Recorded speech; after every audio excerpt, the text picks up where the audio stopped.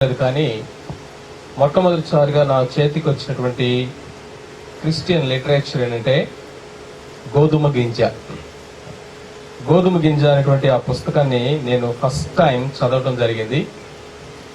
నా పేరు యాక్చువల్గా మా తల్లిదండ్రులు పెట్టిన పేరు శివకృష్ణ. ఇక్కడున్న వాళ్ళు కూడా చాలా మంది తెలియకపోవచ్చు అది. ఆ పుస్తకం చదివిన తర్వాత జోసెఫ్ అభిషేకరావు గారి యొక్క జీవితాన్ని బట్టి ప్రభు నన్ను ఎంతో సవాలు చేయడం జరిగింది. అందుకని నా పేరు అభిషేక్ అని పెట్టుకోవడం జరిగింది. సో అభిషేక్ అనే పేరు గోధుమ గింజల నుంచి వచ్చింది. సో కాబట్టి యవనస్తులకి ప్రత్యేకంగా తప్పకుండా ఆ బుక్ చదవండి. ఆంధ్రప్రదేశ్లో, తెలంగాణలో, తెలుగు రాష్ట్రాల్లో యవనస్తుల మధ్య ఈ విస్తృతమైనటువంటి పరిచర్యకు దేవుడు ఒక గోధుమ గింజలాగా యవన వయసులోనే తను చనిపోయి ప్రభు దగ్గరికి వెళ్ళారు. అయితే ఆయన ఇంకా ఫలిస్తానే ఉన్నాడు. ఆంధ్రప్రదేశ్, తెలంగాణ యునైటెడ్గా ఉన్నప్పుడు ఆ మ్యాప్ పెట్టుకొని ప్రతి కాలేజ్ క్యాంపస్లోకి వెళ్ళి ఆ గ్రౌండ్లో లేకపోతే కాలేజ్ ఆవరణంలో ఆ మ్యాప్ పెట్టుకొని ప్రార్థన చేస్తూ ఉండేవాడు. చేసి ప్రార్థన చేసి ముగించేసరికి ఆ మ్యాప్ అంతా కన్నీళ్లతో తడిచిపోయేదట. ఆయన మోకరించినటువంటి ప్రతి క్యాంపస్లో ఈ దినాన యవనస్తులకు సంబంధించినటువంటి ఈ పరిచర్యని దేవుడిచ్చాడు. సో కాబట్టి ఆ పుస్తకాన్ని బుక్ స్టాల్లో పెట్టడం చాలా సంతోషం. యవనస్తులు తప్పక చదవండి. రండి, ఈ సాయంత్రకాల సమయంలో మన యొక్క థీమ్ వర్స్, ఈ మీటింగ్స్ కొరకై సిద్ధపరచబడినటువంటి అంశాన్ని మనం చదువుకుందాం. పేతురు రాసిన మొదటి పత్రిక 4వ అధ్యాయము 7వ వచనం. అయితే అన్నిటి అంతము సమీపమై ఉన్నది కాగా మీరు స్వస్థ బుద్ధి గలవారై ప్రార్థనలు చేయుటకు మెలకువగా ఉండుడి. మరొకసారి అందరి కోసం చదువుతున్నాను, మీరు కూడా మీ బైబిల్స్ ఓపెన్ చేసి చూడండి. అయితే అన్నిటి అంతము సమీపమై ఉన్నది కాగా మీరు స్వస్థ బుద్ధి గలవారై ప్రార్థనలు చేయుటకు మెలకువగా ఉండుడి. దయచేసి తల్ల వంచండి, చిన్న ప్రార్థన చేసుకుందాం ప్రభు యొక్క సహాయం కొరకు. ప్రేమగల తండ్రి, పరిశుద్ధులైన మా దేవా, మహిమా స్వరూపి అయినటువంటి మా పరలోకపు తండ్రి, మీకు వందనాలు. మరొకసారి ఈ సాయంత్రకాల సమయంలో మీ పాదాల దగ్గరికి మేము వస్తా ఉన్నాము. మీ మాటల కొరకు కనిపెట్టుచున్నాం ప్రభా. నేను బలహీనుడును, వ్యర్థుడును, నిష్ప్రయోజకుడును. మీ సిలువ చాటును మరుగుపరచండి. మీ జీవము గల మాటలు మాకు దయచేయండి. మీ దయగల హస్తాలకు అప్పగించుకుంటూ చేరువచ్చిన ప్రతి ఒక్కరితో మీరే మాట్లాడవలసిందిగా యేసు క్రీస్తు ప్రభు నామమున స్తుతించి ప్రార్థించి అడిగి వేడుకొనుచున్నాము తండ్రి, ఆమేన్.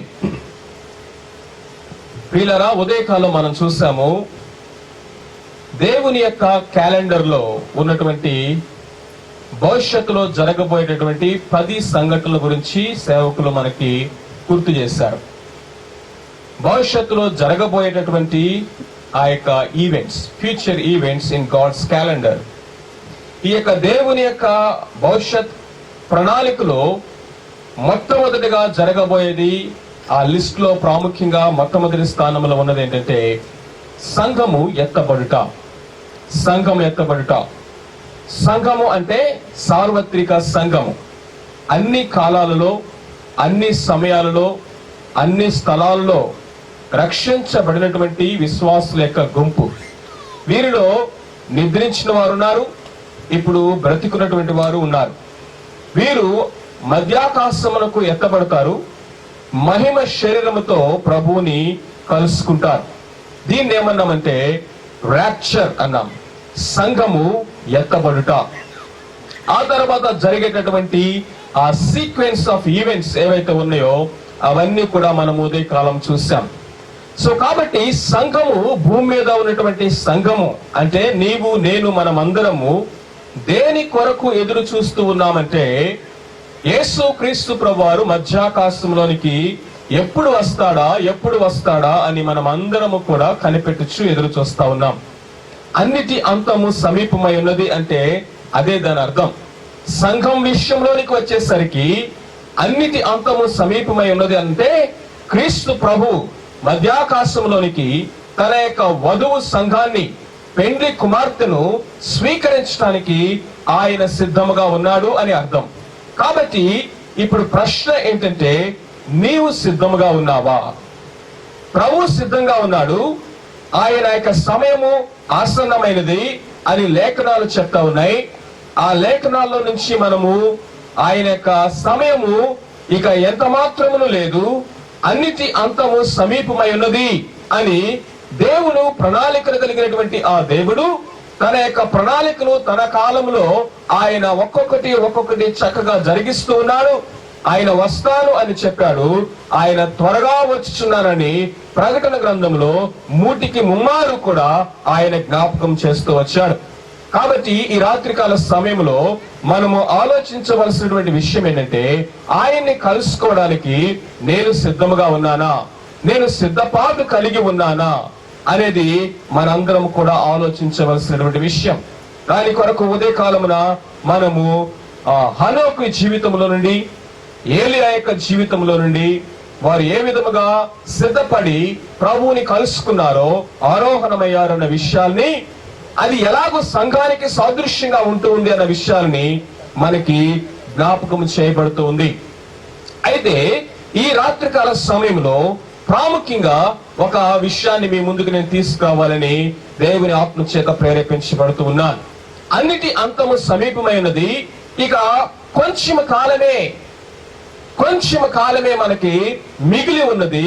అయితే ఈ మిగిలినటువంటి కాలము మనము ఏ విధంగా జీవించాలి, ఈ మిగిలినటువంటి కాలమును మనం ఏ విధంగా జీవించాలి, ఏ విధంగా మనం సిద్ధపడాలి, ఏ విధంగా ప్రభువుని ఎదుర్కొనుటకు నీవు నేను మనమందరము కూడా ఈ మిగిలిన కాలాన్ని సద్వినియోగం చేసుకోవాలి అనేది మనం ఆలోచించాలి. అది ఈ యొక్క వాక్య భాగంలోనే ఉంది. ఈ రోజు మీకు ఈ పేతురు పత్రికలో నుంచి 4వ అధ్యాయంలో నుంచి కొన్ని వాక్య భాగాల్ని మీకు వివరించాలని ఆశపడుతూ ఉన్నాను. రండి, 4వ అధ్యాయము 1 నుంచి నేను చదువుతున్నాను. క్రీస్తు శరీరమందు శ్రమ పడిన గనుక మీరును అట్టి మనస్సును ఆయుధముగా ధరించుకొనిడి. శరీర విషయంలో శ్రమ పడిన వారు శరీరమందు జీవించు మిగిలిన కాలము ఇక మీదట మనుజాస్తులను అనుసరించి నడుచుకొనక దేవునికి ఇష్టానుసారముగానే నడుచుకున్నట్లు పాపముతో జోలి ఇక ఏమీ లేక ఉండును.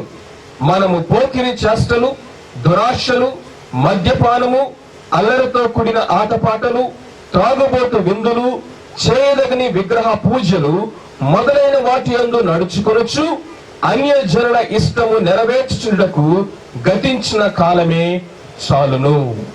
గతించిన కాలమే చాలును. ఇక్కడ 2 మాటలు టైం గురించి చెప్పబడుతున్నాయి. ఒకటేంటంటే గతించిన కాలము, మరొక మాట ఏంటంటే చూడండి మిగిలిన కాలం. గమనించారా? 2వ వచనములో 4వ అధ్యాయం 2వ వచనములో మిగిలిన కాలము, మిగిలిన కాలము. రెండవదిగా కనుక మనం చూసినట్లయితే ఆ యొక్క 3వ వచనం చివరిలో గతించిన కాలం. ఈ రెండింటిని చాలా జాగ్రత్తగా మనం అర్థం చేసుకోవాలి. ఇప్పటికే మన జీవితంలో చాలా కాలం గతించిపోయింది.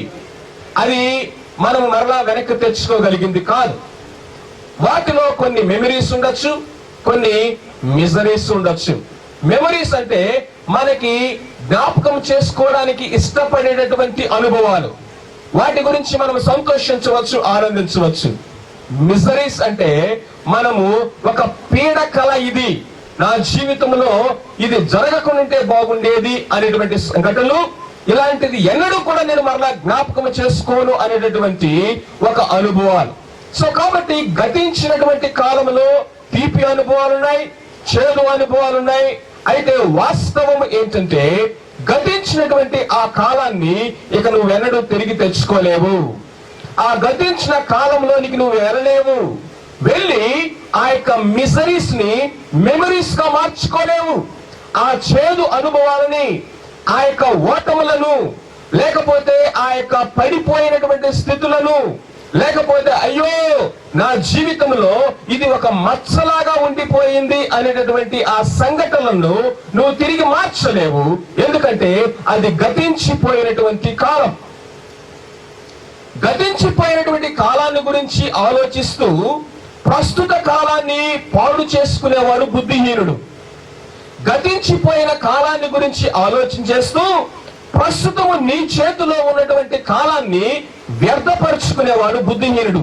ఎందుకంటే తను బాగు చేసుకోలేని దాని గురించి బాధపడుతూ ఉన్నాడు కాబట్టి. మరి బుద్ధిమంతుడు ఎవరయ్యా అంటే వెనక ఉన్న వాటిని మరచి ముందున్న వాటి కొరకు వేగిరపడుచు పరిగెత్తుచూ ఉండేవాడు. ఆ వచనంలో 3 కాలాలున్నాయి. మొదటి కాలం ఏంటంటే వెనక ఉన్నవి మరచి, పాస్ట్, గతించినటువంటి కాలాన్ని, గతించినటువంటి వీపు వెనక ఉన్నటువంటి ఆ యొక్క గత చరిత్రను విడిచిపెట్టే. రెండవ కాలం ఏంటో తెలుసా? ముందున్న వాటి కొరకు వేగిరిపడుట, భవిష్యత్తును చూడాలి.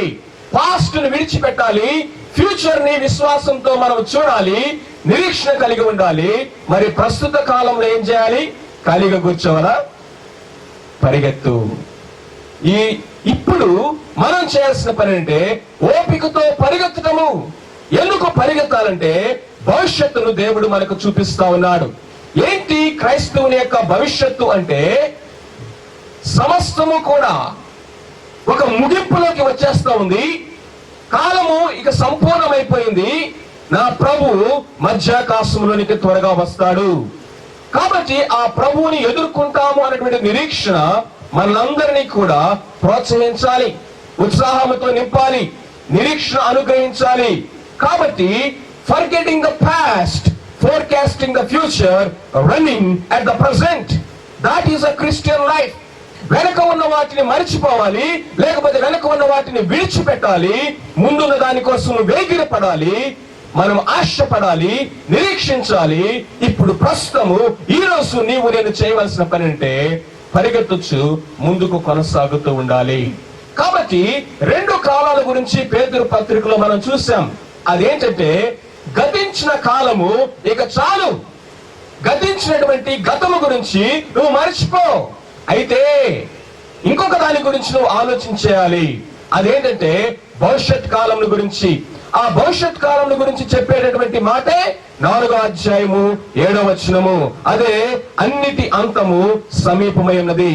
ఎవరైతే దాన్ని చూస్తాడో, ఎవరైతే దాన్ని గ్రహించి ఉంటాడో, ఎరిగి ఉంటాడో, వాడు ఏం చేస్తాడంటే మిగిలిన కాలాన్ని సద్వినియోగం చేసుకుంటాడు.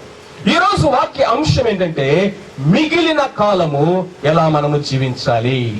మిగిలిన కాలము మీరు గమనించారా? అండర్లైన్ చేసుకోండి, లేకపోతే రౌండ్ ఆఫ్ చేసుకోండి.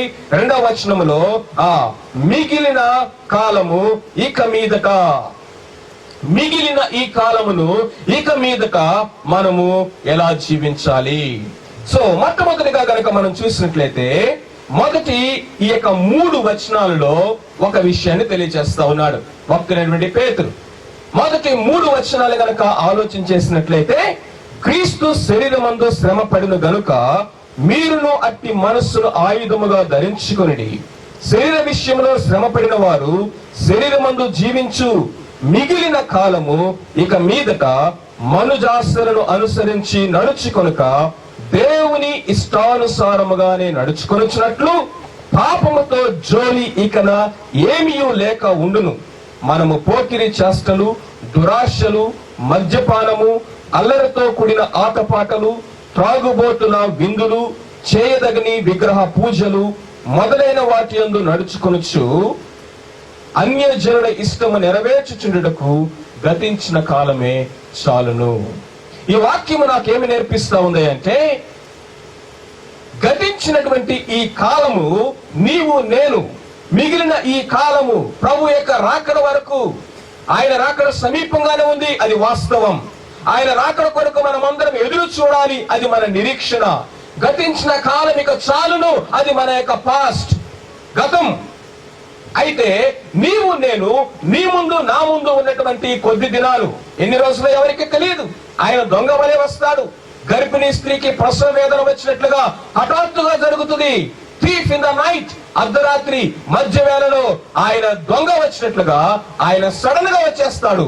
ఏమో ఇప్పుడు మనం మీటింగ్ జరుగుతూ ఉండగానే రావచ్చు, రేపు రావచ్చు, లేకపోతే ప్రభు ఇంకొక సంవత్సరం తర్వాత రావచ్చు, కొన్ని సంవత్సరాల తర్వాత రావచ్చు. ఏది ఏమైనప్పటికీ కాలం సమీపమైనది, మన తరంలోనే ప్రభు రావచ్చు. అయితే ఈ కొద్ది కాలాన్ని మనం ఎట్లా జీవించాలి? That is very important. అది జ్ఞానయుక్తమైనటువంటి ప్రశ్న, ఆలోచించదగినటువంటి ప్రశ్న, ప్రాఫిటబుల్. అది మనకి ఎంతో మేలును సమకూర్చేటటువంటి ప్రశ్న. అది దానికి పేతురు భక్తుడు ఇస్తున్నటువంటి జవాబు ఏంటంటే, మొదటి 3 వచనాలు మనం చదివాము. అది ఏమి తెలియజేస్తా ఉందంటే, బీ హోలీ, పరిశుద్ధముగా జీవించు. ఇంకొక విధంగా అదే విషయాన్ని చెప్పాలంటే, బీ బ్రూటల్ టువర్డ్స్ సిన్.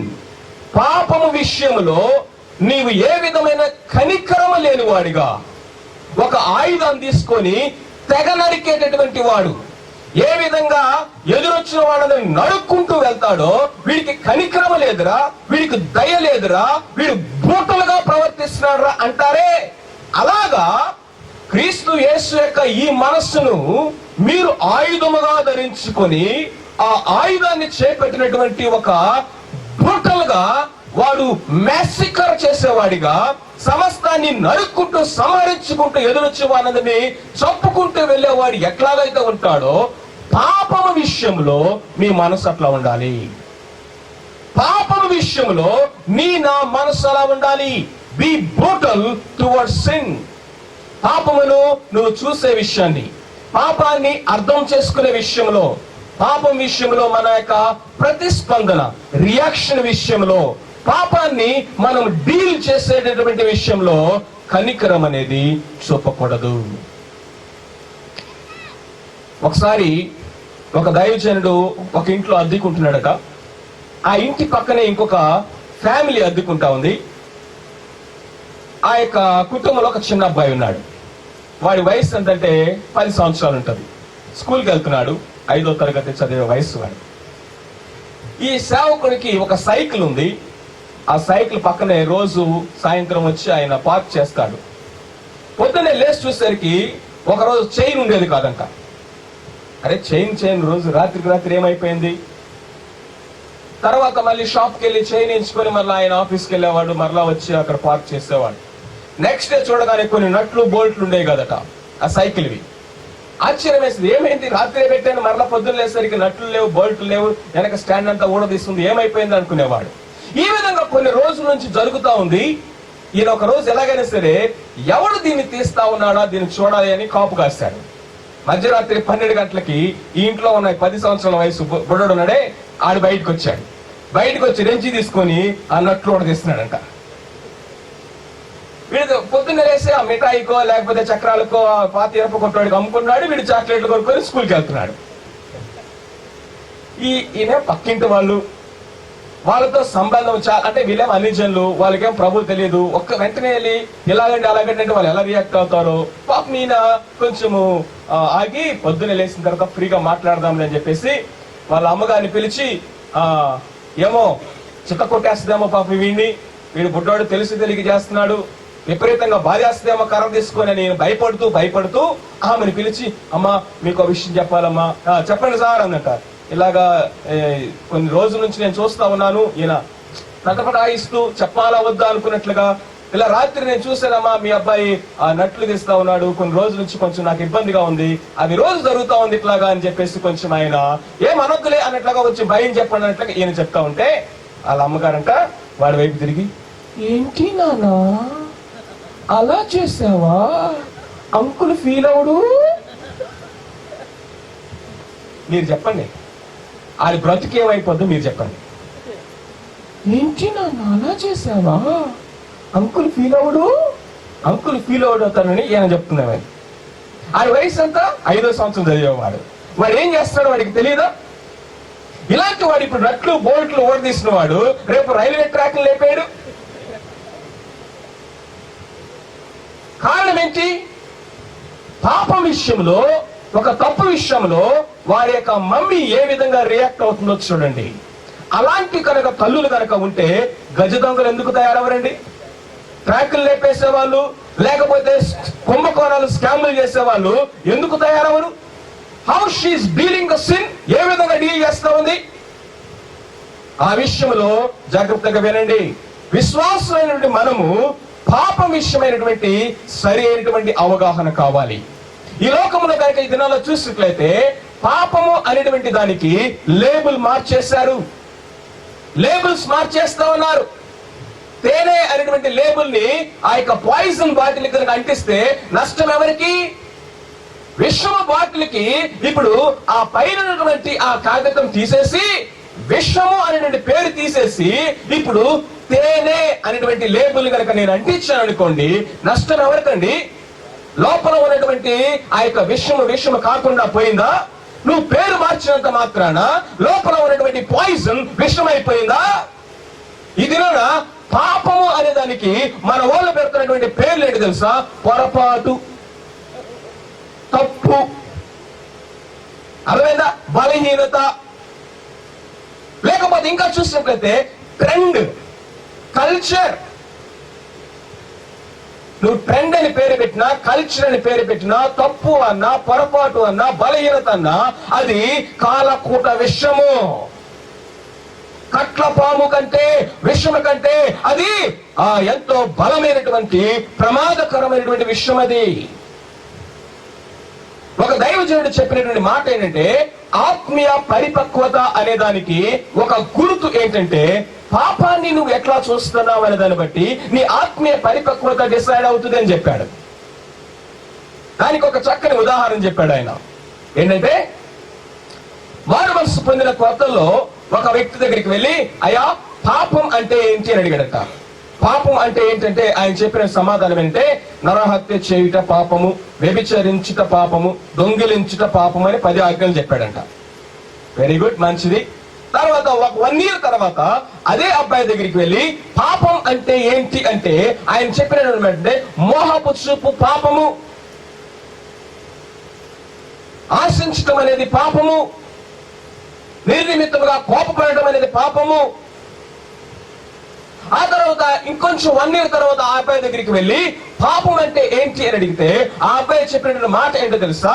ఇదిగో మేలైనది చేయనరిగి ఉండి అటుది చేయకపోవటమే పాపము, దేవుని యొక్క ఆజ్ఞలు ఎరిగి ఉండి కూడా దాన్ని నెరవేర్చకపోవటమే పాపము, దేవుని మనస్సును నొప్పించటమే పాపము. ఇంకొక 1 year అయిన తర్వాత ఆ అబ్బాయి దగ్గరికి వెళ్ళి పాపం అంటే ఏంటి అయ్యా అని అడిగితే ఆయన చెప్పిన మాట ఏంటో తెలుసా? ప్రార్థన చేయకపోవటమే పాపం, ఆత్మను నశించిపోతున్నటువంటి ఆత్మను చూసి కన్నీరు కార్చకపోవటమే పాపము. నా మట్టుకు నేను మీ నిమిత్తము ప్రార్థన చేయకుండటం వలన పాపము చేసిన వాడు నెగ్గుతును. అది సమూయేలు యొక్క స్టాండర్డ్. సమూయేలు ప్రార్థన పాపం అంటే ఏంటయ్యా అంటే ఆయన చెప్పినటువంటి మాట ఏంటో తెలుసా? ప్రార్థన చేయకపోవటమే పాపమయ్యా అంటున్నాడు ఆయన. ఇప్పుడు మీరు చెప్పండి, మొదటి సంవత్సరం అడిగితే ఆయన ఏమన్నాడు? పాపం అంటే LKG పిల్లలు చెప్పినట్టుగా రైమ్స్ చెప్పాడు. ఆ తర్వాత కొంచెం పైకి వెళ్ళిన తర్వాత ఎలిమెంటరీ స్కూల్ లెవెల్లోకి వచ్చిన తర్వాత ఇదిగో కోపము, దురాశ ఇవన్నీ పాపం అని చెప్పాడు.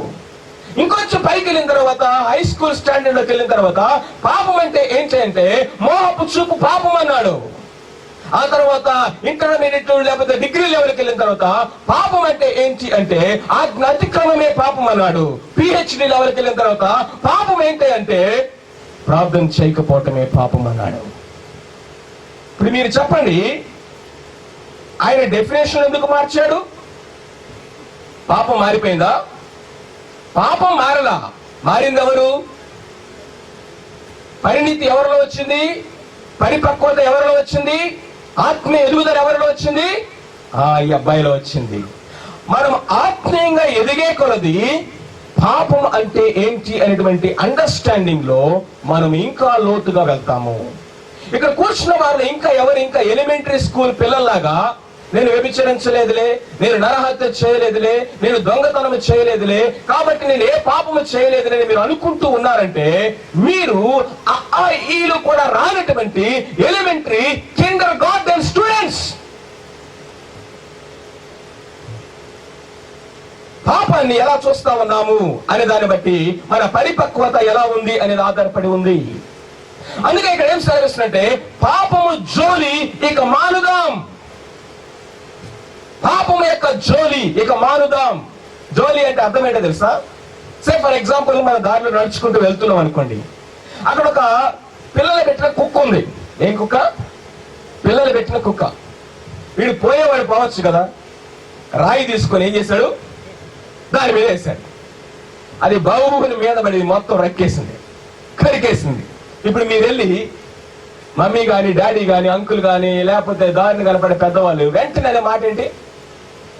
దాని జోలి నీకెందుకురా, దాన్ని కెలకటం ఎందుకు, కనిపించుకోవడం ఎందుకు? అది పేదలు చెప్పే మాట.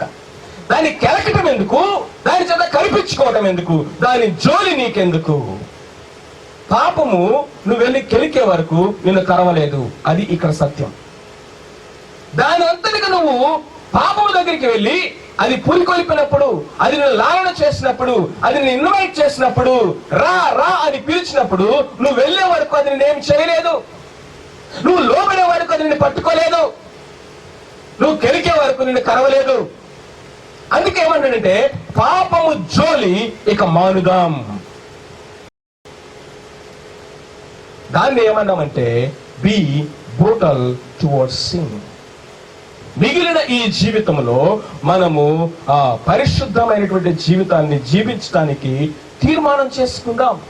చూడండి, ఇదే పత్రికలో పేతురు భక్తుడు రాస్తూ ఉన్నాడు. చూడండి, 1వ అధ్యాయము 14వ వచనం. 1వ అధ్యాయము 14వ వచనం. నేను పరిశుద్ధుడై ఉన్నాను గనుక మీరును పరిశుద్ధులై ఉండుడని వ్రాయబడి ఉన్నది. నేను పరిశుద్ధుడై ఉన్నాను గనక మీరును పరిశుద్ధులై ఉండుడి. సమస్త ప్రవర్తనలో మీరు పరిశుద్ధులై ఉండాలి. ఈ లోక సంబంధమైనటువంటి వ్యర్థ ప్రవర్తనను మీరు విడిచిపెట్టాలి.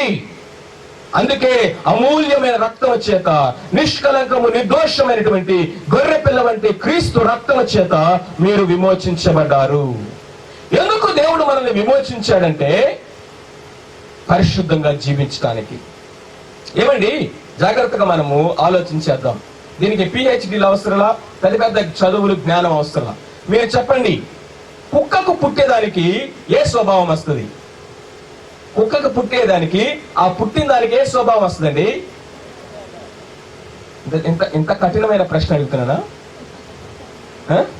కొంతమంది ఆలోచిస్తున్నారు ఆకాశంలో పెట్టి. కుక్కకు పుట్టేదేంటి? కుక్క పిల్ల. కుక్క పిల్లకి ఏ స్వభావం వస్తుంది? కుక్క స్వభావమే వస్తుంది, అవునే కదా? గొర్రె పిల్లకు పుట్టేదానికి, గొర్రె పిల్లకి ఏ స్వభావం వస్తుందండి? పందికి పుట్టే పంది పిల్లకి ఏ స్వభావం వస్తుంది? ఆదాముకు పుట్టినటువంటి మానవుడికి ఏ స్వభావం వచ్చింది? ఆదాము స్వభావమే వచ్చింది. జాగ్రత్తగా, శరీరం మూలముగా జన్మించింది శరీరమును, ఆత్మ మూలముగా జన్మించినది ఆత్మయునై ఉన్నది. యోహాను సువార్త 3వ అధ్యాయంలో నికోదేముతో మాట్లాడుతూ ప్రభు చెప్పిన మాట అది. అంటే దాని అర్థం ఏంటంటే కుక్కకు పుట్టిన కుక్క పిల్లకి కుక్క స్వభావము సాధారణముగా స్వాభావికంగా వస్తుంది. అది పెద్ద అయిన తర్వాత కక్కింది మరలా తినమని దానికి ఎవరు నేర్పించరు. పందికి పుట్టిన పంది పిల్లకి ఆ బురదలో ఎంజాయ్ చేయాలని ఎవడు ట్రైనింగ్ ఇవ్వడు. ఎందుకంటే అది దేనికి పుట్టిందో దాని స్వభావము ఆటోమేటిక్ గా వచ్చేసింది. ఇప్పుడు ఆదాముకు పుట్టినటువంటి నీకు నాకు పాపము చేర్పించడము, పాపము నేర్పించడము ఎవడు చేయాల్సిన అవసరంలా. అది స్వాభావికంగా మనందరికి వచ్చేసింది. ఎందుకంటే మనము పడిపోయిన ఆదాముకు, పాపము చేసిన ఆదాముకు, శాపగ్రస్తుడైన ఆదాముకు పుట్టాం కాబట్టి. అందుకనే ప్రభు అన్నాడు, మనము పాపము చేసినప్పుడు స్వాభావికముగానే పాపము చేస్తాము, ఎవడో మనకు నేర్పించాల్సిన అవసరము లేదు. అయితే రక్షణ అంటే, మారు మనస్సు అంటే ఏంటో తెలుసా? ఆత్మ మూలముగా జన్మించుట. ఆత్మ మూలముగా జన్మించడం అంటే అర్థం ఏంటంటే మన ఆత్మలోనికి పరిశుద్ధాత్ముడు వచ్చి నివాసము చేయటము. ఏమైంది? నాలో ఉన్నటువంటి ఆదాము స్వభావాన్ని ఆయన తీసివేసి తన కుమారుడైనటువంటి కడపటి ఆదామైన క్రీస్తు ప్రభు యొక్క స్వరూప్యాన్ని, స్వభావాన్ని నాలో పరిశుద్ధాత్మ ద్వారా ఆయన నాటాడు. కాబట్టి దినదినము మనలో ఏ స్వభావం రావాలి? మీరు చెప్పండి. ఇప్పుడు దేవునికి పుట్టిన వాడికి, దేవుని మూలముగా పుట్టిన వానికి ఏ స్వభావం వస్తుందండి? దైవ స్వభావము. చూడండి, పేతురు రాసిన 2వ పత్రికలో ఆ మాటను ఆయన రాస్తా ఉన్నాడు. పేతురు రాసిన 2వ పత్రిక మొదటి అధ్యాయము చూడండి, మొదటి నుంచి కనుక మనం చూసినట్లయితే, మన దేవుని యొక్క రక్షకుడైన యేసుక్రీస్తు యొక్క నీతిని బట్టి మావరిని అమూల్యమైన విశ్వాసమును పొందిన వారికి శుభమని చెప్పారు. ఆయనది తన మహిమను బట్టి, గుణాతిశయమును బట్టి మనల్ని పిలిచిన వారిని గూర్చిన అనుభవ జ్ఞానం మూలముగా ఆయన దైవ శక్తి జీవమునకును భక్తికి కావలసిన వాటన్నిటిని మనకు దయచేయుచున్నందున దేవుని గూర్చినట్టు, మన ప్రభువైన యేసును గూర్చినట్టు అనుభవ జ్ఞానం వలన మీకు కృపా సమాధానము విస్తరించునుగాక. ఈ వాగ్దానములు అత్యధికమైనవిగా ఉన్నాయి. ఎందుకంట చూడండి 4వ వచనం నుండి, ఆ గుణాతిశయమును బట్టి ఆయన మనకు అమూల్యమును అత్యధికమైన వాగ్దానములు అనుగ్రహించున్నాడు. దురాశను అనుసరించడం వలన లోకమందున భ్రష్టత్వమును ఈ వాగ్దాన మూలముగా మీరు తప్పించుకొని, ఇప్పుడు మీరు చదవండి, దైవ స్వభావములో పాలివారమగుదము. ఏ స్వభావములో? దైవ స్వభావములో మనము పాలివారమయ్యాము. అందుకనే దేవుడు మనల్ని రక్షించుకున్నాడు, దేవుని వాక్యాన్ని ఇచ్చాడు, ఈ వాగ్దానములు మనకు అనుగ్రహించాడు ప్రియులారా. సో కాబట్టి నేను పరిశుద్ధులను కనుక మీరును పరిశుద్ధులై ఉండండి. ఎందుకంటే నా పిల్లలు నాలాగే ఉండాలి, నా పిల్లలు నాలాగా ఉండాలని ఏ తండ్రి అయినా కోరుకోవటము చెప్పండి తప్పండి. ఇప్పుడు మన దేవుడు ఎవరు? మన తండ్రి ఎవరు? పరిశుద్ధుడు, పరిశుద్ధుడు, పరిశుద్ధుడు. ఇప్పుడు అంటాడు, మీరు నా పిల్లలు కనుక నన్ను పోలి నడుచుకోండి, నా వలె జీవించండి అని ప్రభు చెప్తా ఉన్నాడు. కాబట్టి మిగిలినటువంటి ఈ కాలము మనము మనుజాస్యులను అనుసరించి నడుచుకొనక, ఏ ఆశలు? మనుషుల యొక్క ఆశలు, లోకం యొక్క ఆచారాలు, లోకములో నుండి వ్యర్థ ప్రవర్తన, పితృపారంపరమైనటువంటి ఈ యొక్క ఆచారాలని విడిచిపెడదాం. ఉదయకాలం దేవుడు ఎన్నో విషయాలు మన వెనుకలోకి తీసుకొచ్చాడు. అనేక కట్లు చేత కట్టబడి ఉన్నాం మనం. ఇంకా ఆ కట్టబడిన స్థితిలో నుంచి మనం స్వతంత్రులవుదాం. నేను కూడా ప్రభువుని ఎరగక ముందు అనేక కట్ల చేత కట్టబడి ఉన్నాను, బంధించబడి ఉన్నాను. కులం అనే కట్ల చేత, లేకపోతే ప్రాంతీయతత్వం అనే కట్ల చేత, లోక సంబంధమైన అనేకమైన ఆచారాల చేత కట్టబడిన వాడుగా నేనున్నాను. నన్ను స్వతంత్రుడిగా చేసింది ఏంటో తెలుసా? సువార్త. చెప్పండి, ఈ సువార్త, ఈ వాక్యము, ఈ రక్షణ సువార్త నన్ను స్వతంత్రుడిగా చేసింది. సత్యమును మీరు గ్రహిస్తారు, సత్యము మిమ్మల్ని స్వతంత్రులుగా చేయను. జాగ్రత్తగా వినండి. నాకు ఆ సత్యం అనేది అర్థమైంది కాబట్టి, దేవుని వాక్యములో నుండి సువార్త శక్తి నన్ను అన్ని బంధకాల నుంచి నన్ను విడిపించింది కాబట్టి, ఇప్పుడు నా వివాహంలో నేను కులం చూడాల. ఎవరైనా నన్ను కులం అనేది అడిగాడంటే, ఇందాక స్వామి అని ఎట్లా చెప్పాడో అలాగే చెప్తాను నేను కూడా సమాధానం. ఎందుకని? ఏ సత్యము ఆయన్ని విడిపించిందో అదే సత్యము నన్ను కూడా విడిపించింది. ఇప్పుడు ఆ సత్యము నిన్ను విడిపించిందా? అన్ని కట్ల చేత, ఒకటి కాదు, ఆచారాలు, అనేక రకాలైనటువంటి పితృపారంపర్యమైన వ్యర్థ ప్రవర్తన ఎందుకు చేస్తామో తెలియదు మనకి. ఎందుకు చేస్తామంటే, ఇదిగో మా పితరులు చేశారండి, మా ఇంట్లో ఇలాగే చేసేవారండి, ఇది మా ఆచారం అండి, ఇది మా యొక్క కులకట్లు అండి, లేకపోతే ఇది మా యొక్క సమాజం యొక్క సంస్కృతి యొక్క మా పద్ధతులు అండి. ఆ పద్ధతులన్నీ వాక్యానికి విరుద్ధంగా ఉంటే తీసుకెళ్లి తుంగలో దొక్కాలండి. అది చేయకపోతే నువ్వు స్వతంత్రుడు కాదు. స్వతంత్రుడు కాకపోతే ఇదిగో ఈ పరిశుద్ధతలోనికి నీవు నేను ఎదగలేము. ప్రభు యొక్క రాకడి కొరకు మనం సిద్ధపరచబడలేము. మనుజాస్యులను అనుసరించి ఒకప్పుడు మనము శరీరం యొక్క, మనస్సు యొక్క ఇచ్చలను, కోరికలను నెరవేర్చుకున్నట్టుకు, దైవోగ్రతకు మనము పాత్రమై ఉన్నాం. ఉన్నామని ఎఫెసీ పత్రిక 2వ అధ్యాయంలో పౌలు సెలవిస్తా ఉన్నాడు. ఒకప్పుడు మన ఈ శరీరం యొక్క మనసు యొక్క కోరికలను నెరవేర్చుకుంటూ బ్రతికాం. ఒకప్పుడు వాళ్ళ కోసం వీళ్ళ కోసం బ్రతికాం. మా చర్చిలో కుక్కట్పల్లిలో ఒక తమ్ముడు ఉన్నాడు. ఆయన్ని కాకినాడ నుంచి వచ్చాడు. తను యవనస్తుడిగా ఉద్యోగాలు వెతుక్కోవడానికి సంఘానికి పరిచయం అయ్యాడు. చక్కగా కొన్ని సంవత్సరాలు ఎదిగాడు. ఇప్పుడు సంఘంలో ఒక యూత్ లీడర్ గా, నాయకుడిగా ఆయన ప్రభు కృపను బట్టి ప్రభుని సేవిస్తా ఉన్నాడు. ఇప్పుడు ఆయన వివాహానికి వచ్చేసరికి ఆయనకు ఒక ఏదో ప్రపోజల్ ప్రభు నడిపింపుని బట్టి చూశాం. ఆయన దేవుని చిత్తం అని చెప్పాడు, ఆ అమ్మాయి దేవుని చిత్తం అని చెప్పింది. ఇప్పుడు ఇంతకీ సిగ్గుపడవలసిన విషయం ఏంటో తెలుసా? అమ్మాయి వాళ్ళ తల్లిదండ్రులు వాళ్ళు ప్రభుని ఎరగనటువంటి పక్కా విగ్రహ పూజ చేసే అన్యజనులు. అబ్బాయి వాళ్ళ తల్లిదండ్రులేమో విశ్వాసులు. ఆ కుటుంబంలో నుంచి సేవకులు, మిషనరీస్ కూడా లేచారు. ఆ గ్రామంలో కూడా మొట్టమొదటిగా ప్రభువుని తెలుసుకున్న కుటుంబం వీళ్ళదే.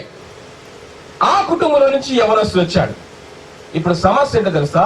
1 సంవత్సరం నుంచి ఆ వివాహం జరగకుండా నానుతూ ఉంది. ఎందుకో తెలుసా?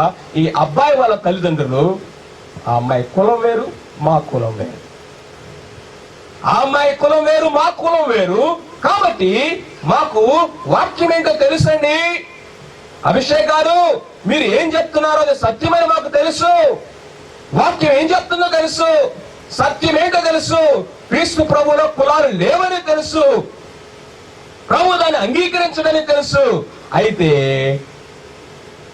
మా బంధువులు ఒప్పుకోరండి, సమాజం ఒప్పుకోదండి, మమ్మల్ని చిన్న చూపు చూస్తారండి. కాబట్టి ప్రభువునన్నా వదులుకుంటాం, కానీ మా సమాజం యొక్క గౌరవాన్ని మాత్రమే వదులుకోమండి. మా అబ్బాయికి మాత్రం మా కులంలోనే చేస్తామండి అంటున్నారు. దేవుణ్ణి ఎరగని వారు, మారు మనసు పొందనటువంటి వారు వారైతే ఏమోనండి, మా అమ్మాయి ప్రార్థన చేసుకుంటుంది, దేవుని చిత్తం అంటుంది, మేము చెప్తే వినేటట్లేదు, మీరే ఏదో ఒకటి చూడండి సార్, ఆ తిప్పలేదే మేము పడతాము అని వారు చక్కగా కన్విన్స్ అయితే, దేవుని ఎరిగిన వారు, సత్యమును ఎరిగిన వారు, యేసు క్రీస్తు ప్రభుని సేవిస్తున్నామని చెప్పుకున్నటువంటి ఈ కుటుంబాన్ని చూసినట్లయితే ఎంత అవమానకరం అండి, ఎంత అవమానం. ఆ తమ్ముడు అంటున్నాడు, ఆ మాట కోసం చెప్పాల్సి వచ్చింది. ఆ తమ్ముడు అంటున్నాడు, అన్న మా ప్రాంతాల్లో మనుషులు వాళ్ళ కోసం వాళ్ళు బ్రతకరన్నా, బయట వాళ్ళ కోసమే బ్రతుకుతారు. బయట వాళ్ళ కోసమే బ్రతుకుతారన్నా, వాళ్ళ కోసం వాళ్ళు బ్రతకరు. మా కుటుంబం కూడా అలాగా తగలిడింది. వాళ్ళకి నీకు ఏంటి తేడా? లీనర్డ్ రెవెన్హిల్ అనేటువంటి దైవజనుడు ఒక పుస్తకం రాశాడు. ఆ పుస్తకంలో ఆయన మెన్షన్ చేసినటువంటి ఒక మాట ఏంటి తెలుసా? సొదొమ నశించిపోయిందంటే, జాగ్రత్తగా వినండి, సొదొమ గొమొర్రా అనే పట్టణాల గురించి రాత్రి విన్నాం కదా. సొదొమ నశించిపోయిందంటే వాళ్ళకు బైబిల్ లేదు. Sodom perished without Bible. Sodom perished without Bible. వాళ్ళకు బైబిల్ లేదు, వాక్యం లేదు, ప్రకటించేవాడు లేడు, సువార్త చెప్పేవాడు లేడు. సొదొమ నశించిందంటే వాళ్ళకు బైబిల్ లేదు. మరి ఈరోజు నీవు నేను నశిస్తా ఉన్నామంటే బైబిల్ లేక నశిస్తున్నామా? సత్యం తెలియక నశిస్తా ఉన్నామా? అందుకనే మన గనక చూసినట్లయితే సొదొమ గొమొర్రా వాళ్ళ గతి కంటే మీ గతి మరి అధికమగును. ఇప్పుడు చెప్పండి, ఎందుకో తెలుసా? మనము తెలిసి ఎరిగి ఈ సమస్తమైనటువంటి ఊబిలోనికి పడిపోతున్నాం ప్రియులారా. మిగిలినటువంటి ఈ కాలమును మనము మనుజాస్తులను అనుసరించి నడుచుకొనక, అన్య జనుల ఇష్టమును నెరవేర్చక, దేవుని ఇష్టానుసారముగా, దేవుని చిత్తముగా పోకిరి చేష్టలను, దురాశలు, మద్యపానము, అల్లరితో కూడిన ఆటపాటలు, త్రాగుబోతుల విందులు, చేయదగని విగ్రహ పూజలు, వీటన్నిటిని విడిచిపెడదాం. అల్లరితో కూడిన ఆటపాటలు ఏమో మీ దగ్గర ఉందా లేదో ఆ యొక్క పిచ్చి, లేకపోతే ఈ వెర్రి అనేక ప్రాంతాల్లో నేను చూశాను. ఏంటో తెలుసా? డీజే. కరెక్ట్ గా పెట్టాడు బ్రదర్. డీజే ఉదయాన్నే ప్రార్థన స్టార్ట్ అవుతుంది, ఆ తర్వాత 2 పాటలు పాడతారు, సేవకుడు పిలుస్తారు, అన్నారు మీరు వాక్యం చెప్పండి అని అంటారు. వాక్యం చెప్తున్నప్పుడు బుద్ధిమంతులాగా వచ్చి కూర్చుంటారు. అయిపోయిందో లేదో వా ఇక సాయంత్రం మిడ్-నైట్ వరకు డీజే ఇక గంతులు వేస్తారు. జనులు తినుటకును త్రాగుటకును కూర్చుండి ఆడుటకు లేచిరి. ఇశ్రాయేలు ప్రజల గురించి దేవుడు చెప్పిన మాట ఏంటో తెలుసా? జనులు తినుటకును త్రాగుటకును కూర్చుండి ఆడుటకు లేచిరి. ఎక్కడండి వీళ్ళు ఆడింది? ఆ యొక్క బంగారపు దూడ. ఆ బంగారపు దూడలు చేసుకుని వీళ్ళందరూ గంతులేస్తున్నారు, వీళ్ళందరూ ఎగురుతున్నారు, పాటలు పాడుతున్నారు, చిందులేస్తా ఉన్నారు, డీజేలు పెట్టారు. ఈ దినాల్లో కనుక మనం చూసినట్లయితే డీజేలు పెట్టి ఎగురుతున్నారు సంఘాలు.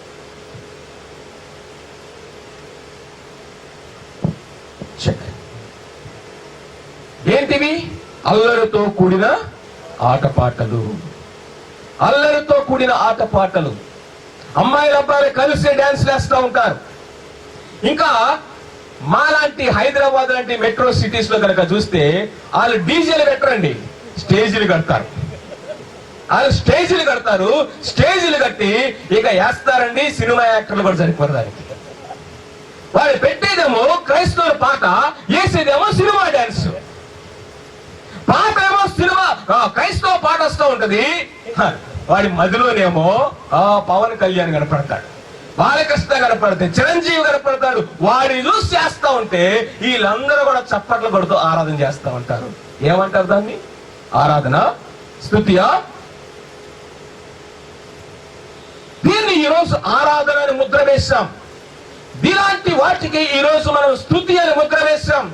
ఈ రోజుకి ఇలాంటి వాటికి అన్నా ఈ రోజు ఆరాధన ఎంత ఉజ్జీవంగా జరిగిందో. ఏంటంట?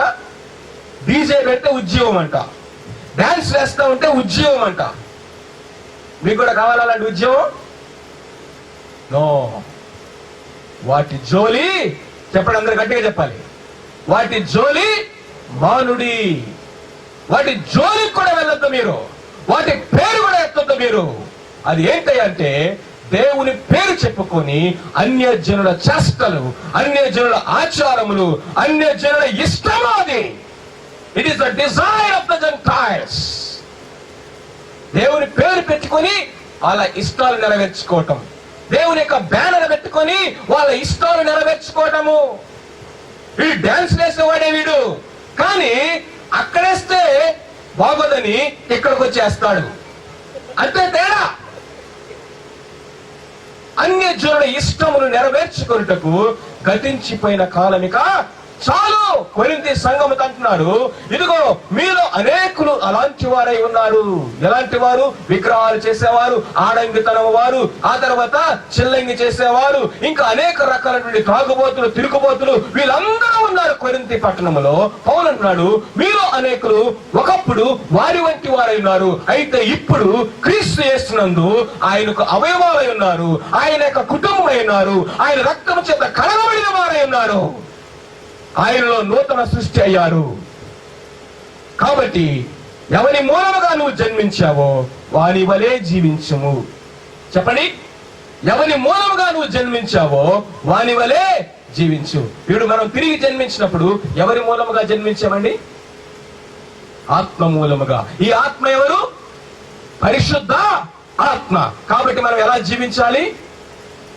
అందుకని అంటున్నాడు కదా, నేను పరిశుద్ధులై ఉన్న ప్రకారము మీరును సమస్త ప్రవర్తన విషయంలో పరిశుద్ధులై ఉండుడి. ఒక మాట చెప్పి పరిశుద్ధ గురించి నేను ముందుకెళ్తాను. పరిశుద్ధత అన్న మాటకు అర్థం ఏంటో తెలుసా? Set apart. చెప్పండి, సెట్ అపార్ట్ అంటే ప్రత్యేకముగా ఉండుట, ప్రత్యేక పరుచుట. ఈ ప్రత్యేక పరుచుట అనే విషయం గురించి ఉదయము సేవకులు చెప్పారు. దేవుడు సృష్టిలోనే ప్రత్యేకపరిచాడు. వెలుగును చీకటిని వేరుపరిచాడు, భూమిని ఆకాశంని వేరుపరిచాడు, నీటిని ఆ యొక్క ఆరిన నేలను వేరుపరిచాడు, పగలును రాత్రిని ఆయన వేరుపరిచాడు. కాబట్టి సృష్టిలో వేరుపరచుట అనేది సపరేషన్ ఉంది. అంతేకాకుండా నూతన సృష్టిలో మారు మనస్సు పొందుటలో రక్షణ కార్యములో కూడా సపరేషన్ అనేది ఉన్నది.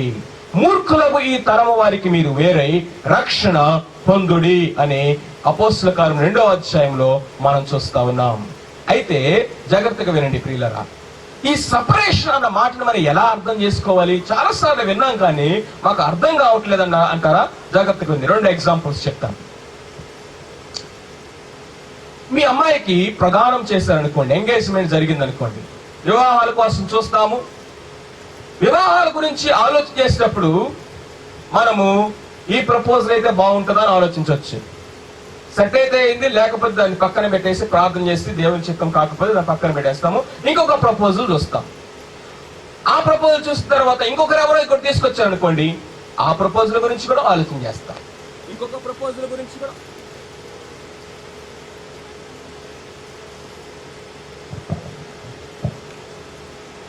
మరొక ప్రపోజల్ గురించి కూడా ఆలోచన చేస్తాం. అయితే జాగ్రత్తగా వినండి. ఒకసారి ప్రధానం జరిగింది అనుకోండి, వింటున్నారా అమ్మా? ఇక్కడే ఉన్నారా? మీరందరూ నా వైపు ఎలా చూస్తున్నారంటే కళ్ళు కూడా తిప్పకుండా చూస్తున్నారు. అంటే దాని అర్థం ఏంటో నాకు అర్థం కావట్లా. తలకాయ ఊపట్ల, కిందకి ఊపట్ల, పక్కకే ఊపట్ల, స్ట్రైట్ గా చూస్తున్నారు. మీకేమన్నా కళ్ళు తెరుచుకొని నిద్రపోయే ఆర్ట్ ఉందేమో నాకు భయం వేస్తుంది. ఇక్కడే ఉన్నారా? వింటున్నారా? అందరూ హల్లెలూయా చెప్పండి, ప్రైజ్ లార్డ్ చెప్పండి. హల్లెలూయా, వెరీ గుడ్. జాగ్రత్తగా వినండి. ఒక అమ్మాయికి ఒక అబ్బాయికి ఎంగేజ్మెంట్ జరిగిపోయింది. ఎంగేజ్మెంట్ జరిగింది అంటే అర్థం ఏంటో తెలుసా? ఆ అమ్మాయిని ఈ అబ్బాయి కోసము ప్రత్యేకపరిచాము, ఈ అబ్బాయిని ఈ అమ్మాయి కోసము ప్రత్యేకపరిచాము. వారిద్దరూ వైవాహిక వ్యవస్థ ద్వారా వారు భార్యాభర్తలుగా రేపొద్దున జతపరచబడడానికి సిద్ధపడుతున్నారు. దానికి గుర్తుగా ఎంగేజ్మెంట్ అనేది జరిగిస్తారు. ఎంగేజ్మెంట్ ఇప్పుడు జరిగింది అనుకోండి. ఇప్పుడు ఈ అమ్మాయి ఏం చేయబడింది? ప్రత్యేకించబడింది. ఒక పురుషుడు కొరకు ప్రత్యేకించబడింది. ఆ పురుషుడు మాత్రమే వివాహం చేసుకోవడానికి ప్రత్యేకించబడింది. అదేవిధంగా పురుషుడు కూడా ఎంగేజ్మెంట్ అయిపోయిన తర్వాత కూడా ఒకవేళ కనుక ఈ అమ్మాయి కనపడ్డ వాళ్ళందరినీ, వీడైతే నా భర్త అయితే బాగుండు, వాడు నా భర్త అయితే బాగుండు, వీడు ఇంకా బాగున్నాడు సినిమా హీరో లాగా, వీడు నా భర్త అయితే బాగుండు అని కనపడ్డ వాళ్ళందరి వైపు చూస్తూ వీడు నా భర్త అయితే బాగుండు, వాడు నా భర్త అయితే బాగుండు అనుకుంటుంది అనుకోండి, ఏమంటారు దాన్ని? అదేవిధంగా ఎంగేజ్మెంట్ చేసుకున్నటువంటి ఈ అబ్బాయి కూడా ఆ అమ్మాయి గురించి ఆలోచించకుండా, ఆ అమ్మాయి కోసం ఎదురు చూడకుండా కనబడినటువంటి యవనస్తురాలందరినీ చూసి ఆ అమ్మాయి కంటే ఈ అమ్మాయి బాగుంది, ఈ అమ్మాయి నా భార్య అయితే బాగుండు అనుకుంటా ఉంది అనుకోండి, ఏమంటారు దాన్ని? మీరు చెప్పండి. ఇప్పుడు సంఘము ఎవరు అంటే క్రీస్తు ప్రభువునకు ప్రదానము చేయబడినది. చూడండి, కొరింథీయులకు రాసినటువంటి 2వ పత్రిక 11వ అధ్యాయము 2వ వచనం. కొరింథీయులకు రాసినటువంటి 2వ పత్రిక 11వ అధ్యాయము 2వ వచనం చదవండి. త్వరగా చదవాలి.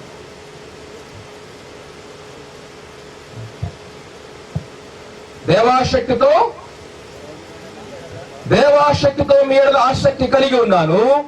ఎందుకనగా చూడండి, పవిత్రురాలైన కన్యకగా ఒక్కడే పురుషుడికి అనగా క్రీస్తునకు సమర్పింపవలనని మిమ్మును ప్రదానము చేసి తిని.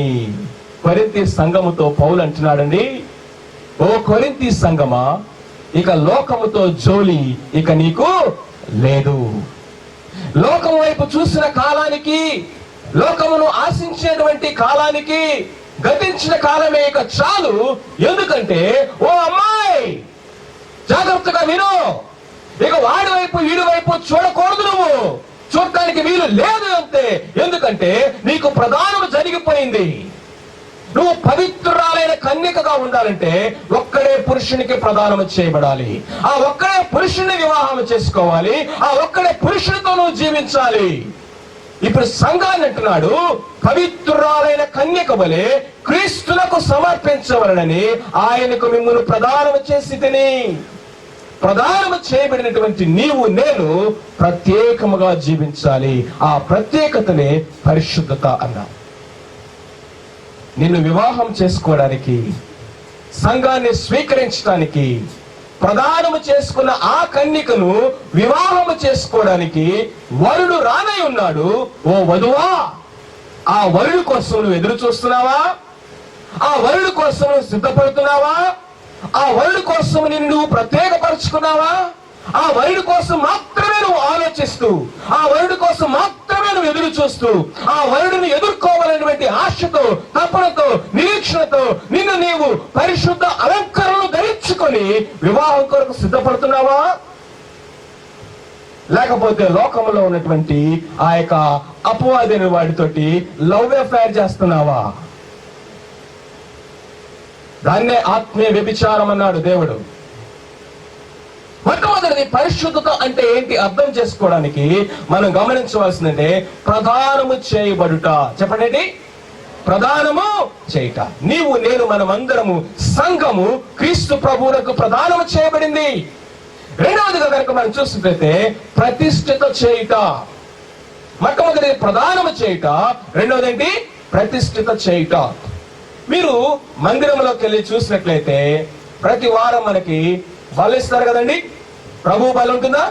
ఆ ప్రభు బల్ల, ఆ బల్ల మీద కొన్ని గ్లాసులు, ప్లేట్లు, ఆ యొక్క టేబుల్, దాని మీద ఉన్నటువంటి ఆ యొక్క క్లాత్స్, బట్టలు ఇవన్నీ ఉంటాయి కదా, తెల్లని వస్త్రం, ఇవన్నీ ఉంటాయి.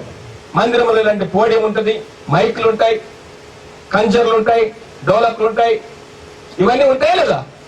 అవన్నీ ఎక్కడి నుంచి తెచ్చాం? ఎక్కడి నుంచి కొనుక్కొచ్చామండి? సే ఫర్ ఎగ్జాంపుల్ మందిరంలో ఒక మైక్ ఉంది అనుకోండి, అహూజా కంపెనీయో లేకపోతే స్టూడియో మాస్టర్ కంపెనీయో. దీన్ని ఎక్కడి నుంచి తెచ్చామండి? పైనుంచి విడిపడింది ఏంటి? ఎక్కడి నుంచి తెచ్చాం? షాప్ నుంచి తెచ్చాం. Say for example Ahuja company some specifications ఏ ఉన్నాయి. ఆ కంపెనీ వెళ్ళి అయ్యా ఇలాంటి మైక్ మాకు కావాలి అంటే ఆయన ఏం చేస్తాడంటే వెళ్ళి ఆ గోడౌన్ నుంచి ఒకటి తీసుకొస్తాడు. అసలు కంపెనీ వాడి గురించి ఆలోచన చేస్తే అలాంటి మైకుల్ని ఆ కంపెనీ వాడు ఎన్ని తయారు చేస్తుంటాడు? కొన్ని లక్షలు తయారు చేస్తుంటారు. ఇప్పుడు జాగ్రత్తగా వినండి, ఆ లక్షలు తయారు చేసినటువంటి ఆ కంపెనీలో నుంచి లేకపోతే ఆ ప్రొడక్ట్ లో నుంచి ఒక మైక్ ని మనం ఏం చేస్తున్నాము? వెల ఇచ్చి దాన్ని కొనుక్కొని మందిరంలోనికి తీసుకుని వచ్చి సేవకులు దాని మీద చేపెట్టి ఏమంటారు తెలుసా? ప్రభువా, ఈ వస్తువుని, ఈ మైక్ ని మీ సేవ కొరకు ఈ రోజు నేను ఏం చేస్తా ఉన్నాను? చెప్పండి, కనీసం సేవకులను చెప్పండి. ప్రతిష్ఠిస్తా ఉన్నాను.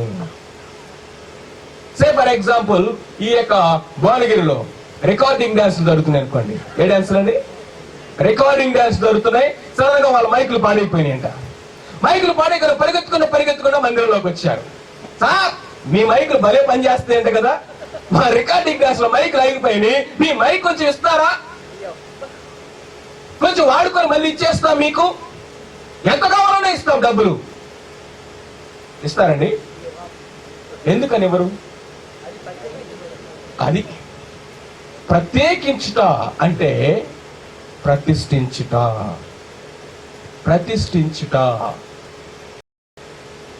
మనం ఒక వస్తువుని ప్రతిష్ఠిస్తేనే ఆ వస్తువు యొక్క ఒక స్థలాన్ని ప్రతిష్ఠిస్తేనే ఆ స్థలం యొక్క పరిశుద్ధత గురించి, ఉపకరణాలు వస్తువుల యొక్క పరిశుద్ధత గురించి అంతగా మనము ఎంతో తీవ్రత కలిగి అలా జరిగిందని తెలిసింది అనుకోండి. ఒకవేళ పొరపాటున కనుక ఆ మైక్ ఇచ్చాడని కమిటీ వాళ్ళకి తెలిస్తే ఏం చేస్తారు చెప్పండి? ఇంకా అయిపోయింది, ఆ సేవకుని తీసి బయటపడేటివే. ఇప్పుడు మీరు చెప్పండి, ఈ మైక్ గొప్పదా, విలువైందా? ఈ మనిషి విలువైనదా? దేవుడు ఈ మైక్ యొక్క పరిశుద్ధత గురించి చింత కలిగి ఉన్నాడా? అలాగని నా పరిశుద్ధత గురించి ఆయన చింత కలిగి ఉన్నాడా? ఏదండి? ఆయన నిన్ను నన్ను ఏం చేశాడు తెలుసా? తన స్వరక్తము అనేటువంటి క్రయం ఇచ్చి నిన్ను విమోచించి ఆయన ప్రతిష్ఠించాడు. ప్రభు కోసం మాత్రమే, ఆయన మహిమ కోసం మాత్రమే ప్రత్యేకించబడిన వారిగా. దాన్నే పౌలు భక్తుడు రోమా పత్రిక 12వ అధ్యాయంలో తెలుసా? సజీవ యాగముగా ఆయనకు మనము సమర్పించుకోవటం. ఒకసారిగా బలిపీఠం మీద పెట్టిన తర్వాత, ఒకసారిగా కానుక పెట్టుకొని వేసిన తర్వాత, ఒకసారికి ఇది ప్రభువుది అని నువ్వు చెప్పిన తర్వాత ఇక అది నీదే కాదు. దేవుడు అంటున్నాడు, నీవు నా వాడవు, యు ఆర్ మైన్. ఒక స్త్రీని ఈమె నాది అని చెప్పే హక్కు ఈ భూమి మీద ఎంతమందికి ఉంటుందండి? ఈమె నాది అని చెప్పేటటువంటి హక్కు ఈ భూమి మీద ఎంతమందికి ఉంటుంది చెప్పండి? ఓన్లీ 1%. ఎవరైనా? హస్బెండ్. ఈయన నా వాడు, లేకపోతే నా మనిషి, నా భర్త అని చెప్పేటటువంటి హక్కు భూమి మీద ఎంతమందికి ఉంటుందండి? ఓన్లీ 1. యేసు ప్రభు వారు అంటున్న మాట ఏంటి తెలుసా? దేవుడు చెప్తున్న మాట ఏంటి తెలుసా? You are mine. నీవు నా వాడవు, నేను నీ దేవుడును. నేనే నీ దేవుడును, నేను తప్ప వేరొక దేవుడు లేడు. నేనే నీ భర్తను, నేను తప్ప వేరొక భర్త లేడు. నీవే నా పెండ్లి వధువు. ఆ వధువు కోసమే ఆయన తిరిగి మరలా రానై ఉన్నాడు.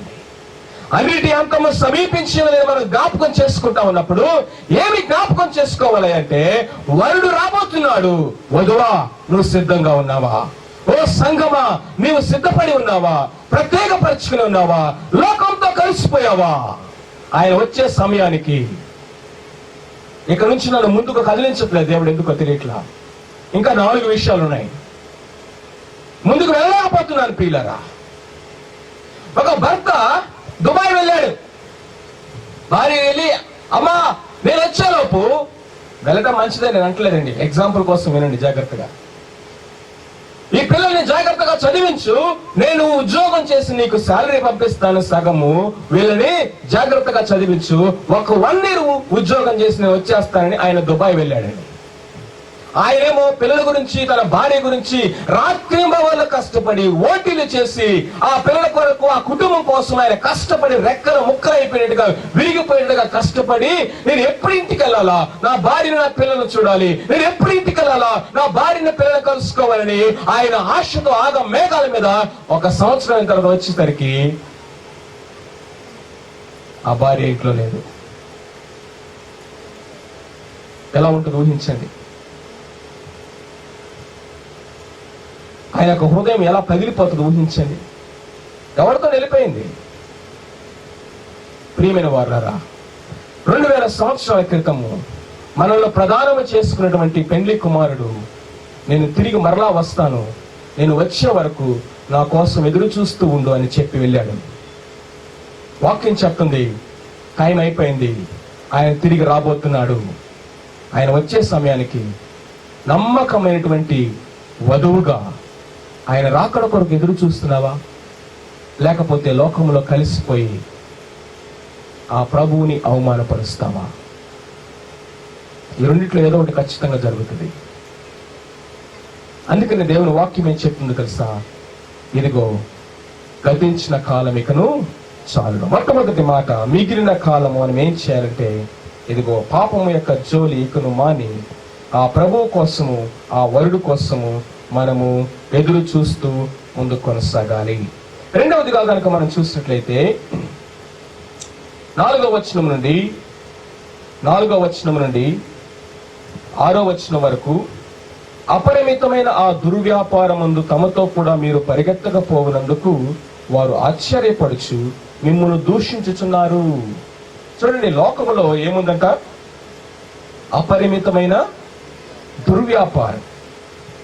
ఎప్పుడైతే నువ్వు ప్రత్యేకపరుచుకుంటావో, ఆ ప్రత్యేకపరుచుకున్నటువంటి రోజు నుంచి నీకు స్టార్ట్ అవుతాయి. ప్రత్యేకంగా లేనంత వరకు ఎవరు నిన్ను పట్టించుకోరు. పరిశుద్ధంగా జీవించడానికి నువ్వు తీర్మానం చేసుకొని లోకం నుండి వేరై ప్రభు కోసం ప్రత్యేకంగా జీవించడానికి రాజీ పడినటువంటి జీవితము, రోషము కలిగిన జీవితము, సవాలుకరమైనటువంటి జీవితము, ఏలియా వలె నువ్వు జీవించడానికి ఏ రోజైతే తీర్మానం చేసుకొని ఆ రోజు నుంచి నువ్వు జీవిస్తూ ఉంటావో సమస్యలన్నీ వస్తాయి. ఏమంటారు తెలుసా? అబ్బో వచ్చాడు రోయ్, వచ్చాడండి పరిశుద్ధుడు. నేను యేసుక్రీస్తు ప్రభువుని నమ్మిన తర్వాత మా స్నేహితులందరూ ఒక్కొక్కరు విడిచిపెట్టి వెళ్ళిపోయాడు. వాళ్ళు అనుకునే వాళ్ళు, ఎవరే వీడి దగ్గరికి వెళ్తే ఏమీ మనకు దొరకదురా, వీడు ఒక సన్యాసి జీవితానికి అలవాటు పడ్డాడు. మా బంధువులందరూ అన్నారు, వీడు ఒక పిచ్చి పట్టింది, యేసు ప్రభు అనే పిచ్చి పట్టింది అన్నారు. మా తల్లిదండ్రులు కూడా అభ్యంతరపడ్డారు. ఏ రోజైతే నువ్వు తీర్మానం చేసుకుంటావో ఆ రోజు నుంచే స్టార్ట్ అవుతుంది. మిమ్మల్ని దూషిస్తారు, వాళ్ళు దూషించినప్పుడు ఆశ్చర్యపడవద్దు. అయితే నీవు నేను ఏం చేయాలి తెలుసా? వారి యొక్క రక్షణ కొరకై మనం ఓపిక కలిగి ఉండాలంట. Be patient.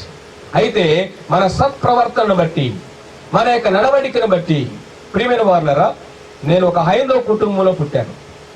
10th క్లాస్ వరకు, 15 సంవత్సరాల వరకు నేను ఆ యొక్క హైందవ ఆచారంలో, ఆ పూజల్లో, భక్తుల్లోనే పెరిగాను. అయితే క్రమక్రమంగా దేవుడి గురించినటువంటి అనేకమైన ప్రశ్నలు నాకు వస్తూ ఉండేవి.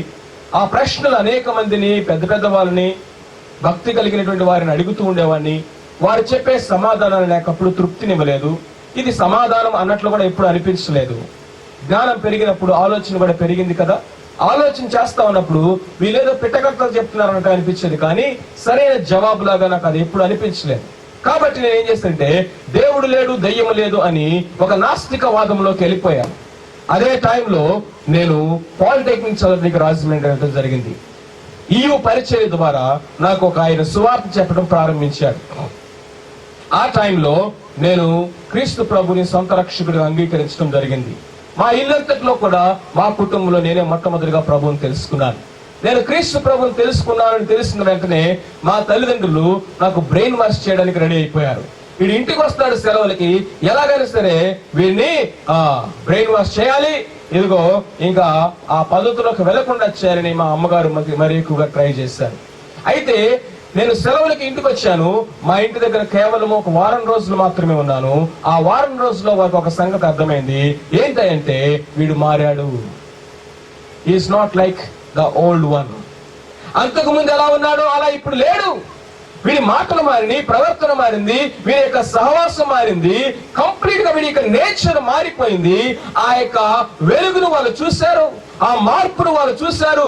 ఆ పంది లాంటి బ్రతుకులో నుంచి ఒక గొర్రె లాంటి స్వభావము వాళ్ళకి కొట్టొచ్చినట్టుగా కనిపించింది. కాబట్టి వాళ్ళు గుసగుసలు ఆడుకుంటున్నారు. వీడు మారాడు కదా, ఏదో ఒక విధంగా మారాడు, ఆ చర్చికి వెళ్ళడం కానీ మారాడు, కాబట్టి వెళ్ళనివ్వండి.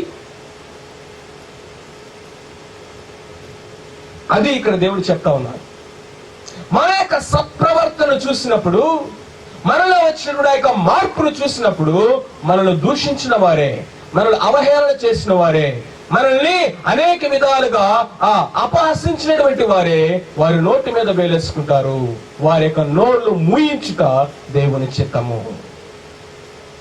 ఆ విధమైనటువంటి సాక్ష్య జీవితాన్ని కలిగి ఆయన రాకడ వరకు మిగిలినటువంటి ఈ జీవితాన్ని మనము కొనసాగించాలి. ఒక ప్రశ్న అడగనివ్వండి, సూటిగా అడగనివ్వండి. ఆ ప్రశ్న మీరు సూటిగా మీకు మీరే వేసుకోండి. మీరు రక్షించబడి ఎన్ని సంవత్సరాలు అవుతుంది? ఇన్ని సంవత్సరాల్లో ఎవరైనా ఒక్కరన్నా సరే, కనీసం ఒక్కరన్నా కానీ మిమ్మల్ని చూసి మీలో ఈ మార్పుకు కారణం ఏంటి అని ఎప్పుడైనా అడిగారా? మీలో ఈ మార్పు ఎలా వచ్చింది అని ఎవరన్నా ఒక్కరన్నా అడిగారా? మీకు అతి సమీపంగా ఉన్న వాళ్ళు, మీ స్నేహితులు, మీ బంధువులు, మీ భర్త, మీ భార్య, మీ పిల్లలు, లేకపోతే మీ బంధువులు, మీ ఇంటి వారు, మీ ఇంటి పక్కన వారు రోజు నిన్ను చూసేవారు. ఒకప్పుడు గయ్యాలి గంపలా గారిచేదానివి, ఇంత మౌనం అయిపోయావేంటమ్మా? ఎలా వచ్చింది మార్పు? ఒకప్పుడు నోరు తెరిస్తే అబద్ధాలు, బూతులు వచ్చేవి. ఇప్పుడు ఇంత సత్యవంతమైనటువంటి మాటలు నీ నోట్లో ఎవరు పెట్టారు? ఒకప్పుడు పిచ్చి తాగుడు తాగి పందిలాగా రోడ్ల పక్కన పడిపోయినటువంటి నీ జీవితాన్ని ఎవరు బాగు చేశారు? చైన్ స్మోకర్ లాగా సిగరెట్లు తాగకుండా ఉండలేనటువంటి నీ జీవితంలో ఎవరు దాన్ని మార్పించారు? చెడు వ్యసనాలకి, చెడు అలవాట్లకు అలవాటు పడిన నీ జీవితాన్ని ఎవరు బాగు చేశారు? అరే, వీడు మనకి కళ్ళ ముందే వెదిగిన వాడే కదా. వీడు ఇదిగో ఆ పుట్టుకుంటే వాడంట, వాడు 40 సంవత్సరాల నుంచి అక్కడే పడి ఉన్నాడు. ఎప్పుడైతే వాడు దిగ్గును లేచి మందిరంలోకి వెళ్ళారో దగ్గర 5,000 మంది ఆ రోజు రక్షించబడ్డారంటే ఎన్ని వేల మంది వచ్చారో వాడిని చూడటానికి ఊహించండి. లాజరు సమాధి నుంచి బయటకు వచ్చిన తర్వాత సమాధి నుండి లేపిన ప్రభువుని, లాజరును చూడటానికి అనేక మంది వచ్చారంట. ఆ సమరయ స్త్రీ అండి 5 భక్తులతో జీవించి ఇప్పుడు ఇంట్లో పెట్టిన వాడు 6వ వాడు కూడా ఆమె భర్త కాదు. పెళ్లి కాకుండానే 6 వ్యక్తులతో జీవిస్తూ అంత అపవిత్రమైన జీవితాన్ని జీవిస్తున్నటువంటి ఆ యొక్క స్త్రీ కుండ అక్కడ వదిలేసి ఊరిలోకి పరిగెత్తుకుంటూ వెళ్ళి ఆమె అంటది, రండి రండి రండి, నా జీవితాన్ని మార్చిన వాడిని, నేను చేసినవన్నీ నాకు చెప్పిన వాడిని నేను మీకు చూపిస్తాను. ఇన్ ద సేమ్ వే అంతకంటే భయంకరమైనటువంటి డ్రగ్ ఇది, తెలుసా మీకు? అంతకంటే భయంకరమైనటువంటి మత్తు ద్రవ్యము, మారక ద్రవ్యం ఇది. ఈ మత్తులో పడిపోయి, ఈ యొక్క మారక ద్రవ్యానికి అలవాటు పడిపోయి, ఈ డ్రగ్ కి అలా అడిక్ట్ అయిపోయి ఎంతమంది యవనస్తులు పిచ్చోళ్ళు అయిపోతున్నారు తెలుసా మీకు? టీనేజ్ బాయ్స్ ప్రత్యేకంగా, కాలేజ్ యూత్ ప్రత్యేకంగా. నిద్ర ఉండదు వాడికి, చదువు మీద మనసు వెళ్ళదిక, చూస్తానే ఉంటాడు. కాళ్ళలో నరాలన్నీ కూడా దెబ్బతింటాయి, మెదడులో నరాలన్నీ కూడా వీక్ అయిపోతాయి. ఇక ఏదో తెలియని లోకంలో ఇట్లా తిరుగుతూ ఉంటాడు. సైకియాట్రిస్ట్ దగ్గరికి వెళ్ళి కానీ ఎవడు వాడిని బాగు చేయడు. నోమోఫోబియా అంటారు దాన్ని, ఆ వ్యాధిని. ఏంటివి అంటే మన మనస్సును ఇంటాక్సికేట్ చేసినటువంటి మద్యములు. అనేక రకాలుగా పెద్దవాళ్ళు చూసినట్లయితే ధనము అనే మద్యము, శారీరక సంబంధమైన పాపాలు అనేటువంటి మద్యము, వ్యభిచారం అనే మద్యము, ఈ లోకములో అధికారం అనే మద్యము, కొంతమందికి ఉద్యోగం అనే మద్యము. మద్యముతో మత్తులై ఉండదు. బీ సోబర్ మైండెడ్, స్వస్థ బుద్ధి గలవారే ఆయన రాకడ కోసం ఎదురు చూస్తూ ఉండండి, కనిపెట్టుకొని ఉండండి. ప్రియమైన వారలారా, గమనించండి. రేపొద్దున మనం ఒలింపిక్స్ లో పాల్గొనాలి అనుకోండి. ఇక్కడ చాలా మందికి ఒలింపిక్స్ గురించి తెలుసో లేదో, కొంతమంది తెలిసిన వాళ్ళు ఉన్నారు, జాగ్రత్తగా వినండి. ఒలింపిక్స్ లో మనం రన్నింగ్ రేస్ లో పాల్గొనాలనుకోండి. ఈరోజు రాత్రి అంతా కూర్చొని ఆ యొక్క డ్రగ్స్ ని, ఆ హెరాయిన్స్ ని, ఆ బ్రౌన్ షుగర్ ని, ఆ యొక్క మారక ద్రవ్యాలన్నీ ఫుల్ గా ఎక్కించుకునేవాడు అని ఉంటాడండి. ఎందుకని? వాడు ఆ ట్రాక్ లోకి వెళ్ళక ముందే వాడు ఒక టెస్టింగ్ చేస్తారు. ఏం టెస్ట్ అది? Doping test. డ్రగ్స్ ఏమైనా తీసుకున్నాడా వీడి బాడీలో ఏమైనా మారక ద్రవ్యాలు ఉన్నాయని టెస్ట్ చేస్తారు. ఒకవేళ కనుక ఒక్క చిన్న మిల్లీగ్రామ్ అంతా కూడా వాడి బాడీలో కనుక అది దొరికిందంటే వాడు 10 సంవత్సరాలు 20 సంవత్సరాల నుంచి ప్రయాసపడినా కానీ వాడి కలంతా వేసి తీసుకుని డిస్క్వాలిఫై చేసి బయటపడేస్తారు. వాడికి గోల్డ్ మెడల్ లేదు, ఏమీ లేదు. పరుగు కూడా పాల్గొనడానికి వాడికి అవకాశం ఇవ్వరు. ఇప్పుడు మీరు చెప్పండి, క్రైస్తవ జీవితం అనేది ఒక పరుగు పందెం. ఈ పరుగు పందెంలో మనం అందరం కూడా వెళ్తా ఉన్నాం. అయితే ఆ ప్రభువుని కలుసుకోవడానికి, ఆ ప్రభు దగ్గర నుంచి ఆ కిరీటం పొందుకోవడానికి, ఆ గోల్డ్ మెడల్ పొందడానికి ఈ పరుగు పందెంలో నువ్వు పరిగెడతా ఉంటే డోపింగ్ టెస్ట్ లో పట్టుబడితే సంగతి ఏంటి? మరి ఏంటన్నా ఈ డోపింగ్ టెస్ట్ అంటే? ఇదిగో మద్యములు, మారక ద్రవ్యములు. మనసంతా కూడా ఏమైపోయిందంటే మత్తుగా అయిపోయింది. ఈ మత్తులో ప్రభు ఎప్పుడు వస్తున్నాడో తెలియట్లా. అదే కదా చెప్పింది ప్రభు. 5 బుద్ధి గల కన్యలు, 5 బుద్ధి లేని కన్యకులు. ఈ 10 మంది బయలుదేరారు. 10 మందికి ఉంది ఆశ. 10 మంది దీపాలు వెలిగించుకున్నారు. 10 మంది ప్రభువుని కలుసుకోవాలని ఆశ ఉంది. అయితే 5 మత్తు వచ్చింది. 5 మత్తు వచ్చింది, నిద్రపోయారు. ఎందుకు తెలుసా? వారు మెలకువగా ఉండలేకపోయారు. ప్రియమైన వాళ్ళ జాగ్రత్తగా వెళ్ళి రాత్రికాల సమయంలో దేవుడు ఏమంటున్నాడంటే, మీరు ఈ మాటలు నమ్మినట్లయితే, ఏ వాగ్దానం అయితే, ఏ అంశాన్నైతే ఈ మీటింగ్స్ కోసం అంశంగా పెట్టుకున్నారో అది వాస్తవం నువ్వు నమ్మినట్లయితే క్షణక్షణం, అనుక్షణం, ఎవ్రీ మూమెంట్ ఆయన ఎప్పుడు వస్తాడా ఎదురు చూడండి. ఆ మెలకు అనేది మనకు ఉండాలంటే మన మనస్సు మద్యముతో మత్తు అయిపోకూడదు. దాన్ని ఏమన్నాడంటే స్వస్థ బుద్ధి కలిగిన వాడుగా ఉండండి. Be sober minded. And then fourthly, be prayerful. ప్రార్థనలో మెలకువగా ఉండండి. ఈ ప్రార్థన గురించి ఒక మాట చెప్పి నేను చివరిగా ప్రేమ గురించి చెప్పి ముగించేస్తాను. ఈరోజు మీరు ఎంచుకున్నటువంటి టెక్స్ట్, ఈ వాక్య భాగాన్ని ఎక్స్పోజ్ చేయాలి అని నేను ఆశపడ్డాను. అందుకని వర్స్ బై వర్స్ ఒక్కొక్క వచనంలో నుంచి మనము పాఠాలు నేర్చుకుంటూ ఉన్నాం. ప్రార్థన అంటే అర్థం ఏంటో తెలుసా? వాచ్మెన్షిప్, కావలి కాయుట. ఏం చెప్పండి? కావలి కాయుట. ప్రార్థన అనేది మనకి, మన కుటుంబానికి, మన సంఘానికి కావలి కంచె వేస్తా ఉంది. యెషయా గ్రంథము 62వ అధ్యాయంలో మనం గనక చూసినట్లయితే చూడండి 6వ వచనం. యెషయా గ్రంథము 62వ అధ్యాయం 6వ వచనం తీసుకున్నాం, త్వరగా చదవాలి. యెషయా గ్రంథము 62వ అధ్యాయము 6వ వచనం చదవండి. యెరూషలేమా, నీ ప్రాకారముల మీద ఎవరు ఉంచారంటండి? కావలి వారిని ఉంచి ఉన్నాను. ఓ యెరూషలేమా, భయపడద్దు. యెరూషలేమా, భయపడకము. దేవుడు ముందు ఎవరు ఉంచాడు తెలుసా? ప్రవక్తలు ఉంచారు. ఆ ప్రవక్తలు అబద్ధ ప్రవక్తలే అబద్ధ ప్రవచనాలు చెప్పడం ప్రారంభించారు.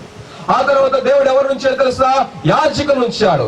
ఈ యాజకులు అమ్ముడిపోయిన వారుగా ఆ యొక్క కుంటి వాటిని, గుడ్డి వాటిని అర్పణలు అర్పిస్తూ వారు కూడా అమ్ముడిపోయారు. ఆ తర్వాత ఎవరు ఉంచాడు తెలుసా? దేవుడు న్యాయాధిపతులను ఉంచాడు. ఈ న్యాయాధిపతులు కూడా అమ్ముడిపోయారు. ఆ తర్వాత దేవుడు ఎవరు ఉంచాడు తెలుసా? రాజులను ఉంచాడు. ఈ రాజులు తీసుకెళ్లి వాళ్ళు అన్ని జనులకు బానిసలుగా చేశారు. కాబట్టి దేవుడు ప్రవక్తలను ఇచ్చాడు, యాజకులను ఇచ్చాడు, న్యాయాధిపతులను ఇచ్చాడు, ఆ తర్వాత రాజులను ఇచ్చాడు. ఇప్పుడు చివరిగా ఫైనల్ గా అంటున్నాడు, ఓ యెరూషలేమా, భయపడబాకు.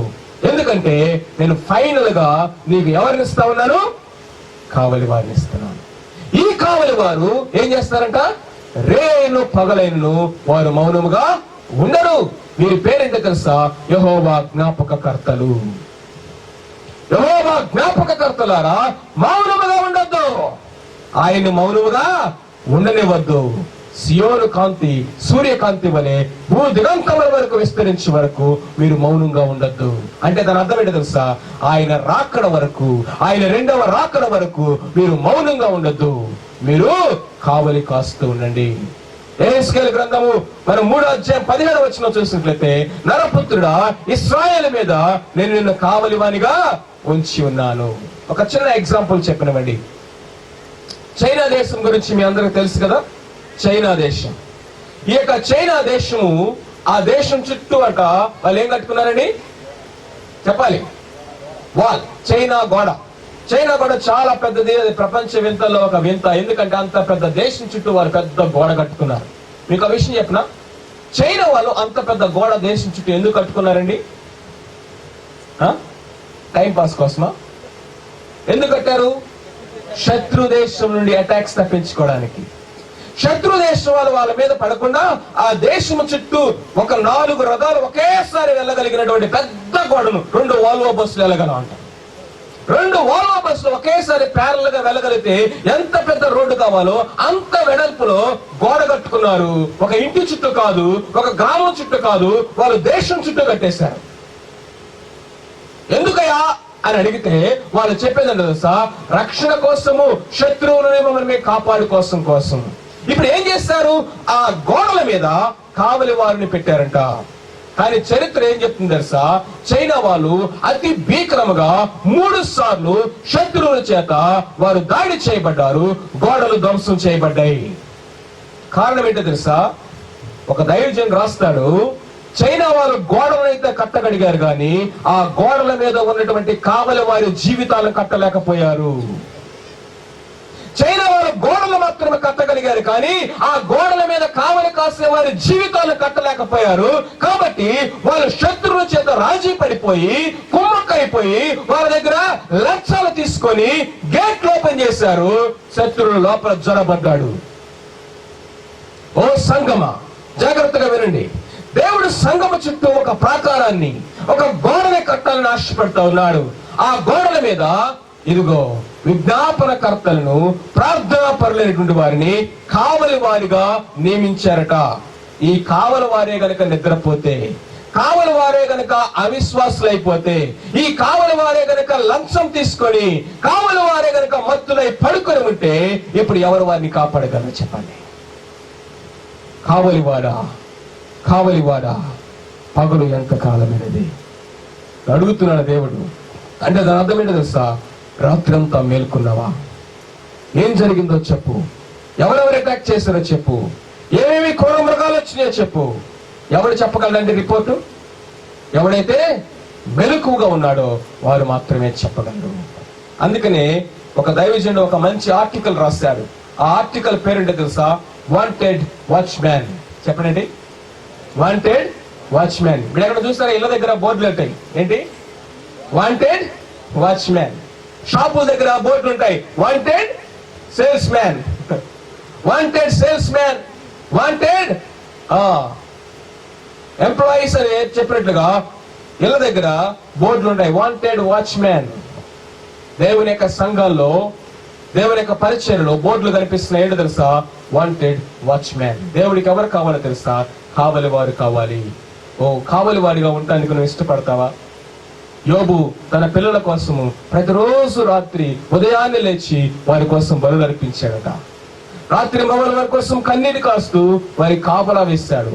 యవనస్తున్నటువంటి పిల్లల్ని ఇంట్లో ఉంటే వారి కోసం ప్రార్థన చేస్తున్నావా? యవనస్తున్నటువంటి వారి కోసం నీ సంఘంలో ఉన్న వారి కోసం ప్రార్థన చేస్తా ఉన్నావా? ఇదిగో సంఘంలో ఉన్నటువంటి వారి కొరకు రక్షణ కోసం, భద్రత కోసము కావలి కాస్తూ ఉన్నావా? ఇలాంటి మీటింగ్లు జరిగినప్పుడు కూడా మేమేం చేస్తాం తెలుసా? డ్యూటీలు వేస్తాం. బ్రదర్స్ కి డ్యూటీలు వేస్తాం. ఇదిగో 8 గంటల నుంచి లేదా 10 గంటల నుంచి 12 గంటల వరకు మీరు, 12 గంటల నుంచి 2 గంటల వరకు, 2 గంటల నుంచి 4 గంటల వరకు డ్యూటీ చేయాలని చెప్పేసి మెలకువగా ఉండి ఆ క్యాంపస్ మొత్తాన్ని కూడా వాళ్ళు సెంట్రీ చేసినట్టుగా కావలి కాయడానికి వాళ్ళకి డ్యూటీలు వేస్తాం. ఇప్పుడు మీరు చెప్పండి, రాత్రంతా అందరూ నిద్రపోతా ఉంటారు, కానీ ఒకడు మేల్కొని ఉంటాడు. ఎవరు వారు? చెప్పండి. కావలి వాడు. ఆ కావలి వాడే కనుక నిద్రపోతే శత్రువు జ్వరపడటం చాలా ఈజీ, దోచుకోవటం చాలా ఈజీ. అందుకనే యెహెజ్కేలుతో దేవుడు అన్నాడు, నరపుత్రుడా, నేను ఇశ్రాయేలు మీద కావలి వారిగా ఉంచాను, మేల్కొని కావలి గారి. కావలి కాసే ఉద్యోగం ఎంతమందికి కావాలి? చేతులెత్తండి. ఈ కావలి కాసే పని నాకు కావాలి. దీన్ని నేను ఇష్టపూర్వకంగా తీసుకుంటాను. నా కుటుంబం కోసం నేను కావలి కాస్తాను, నా సంఘం కోసం నేను కావలి కాస్తాను. ప్రభు రాకడ వరకు కూడా ఇదిగో నేను జ్ఞాపకకర్తగా ఉంటాను, కావలి వాడిగా ఉంటాను, ప్రాకారాల మీద తిరుగుతూ ఉంటాను.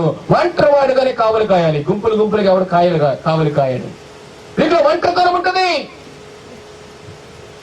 మీరు ఎప్పుడన్నా సరే, మీకు ఇక్కడ గురకాలు సెంటర్లు ఉంటారు కదా, హైదరాబాద్ లో పెద్ద పెద్ద గేటెడ్ కమ్యూనిటీస్ ఉంటాయి.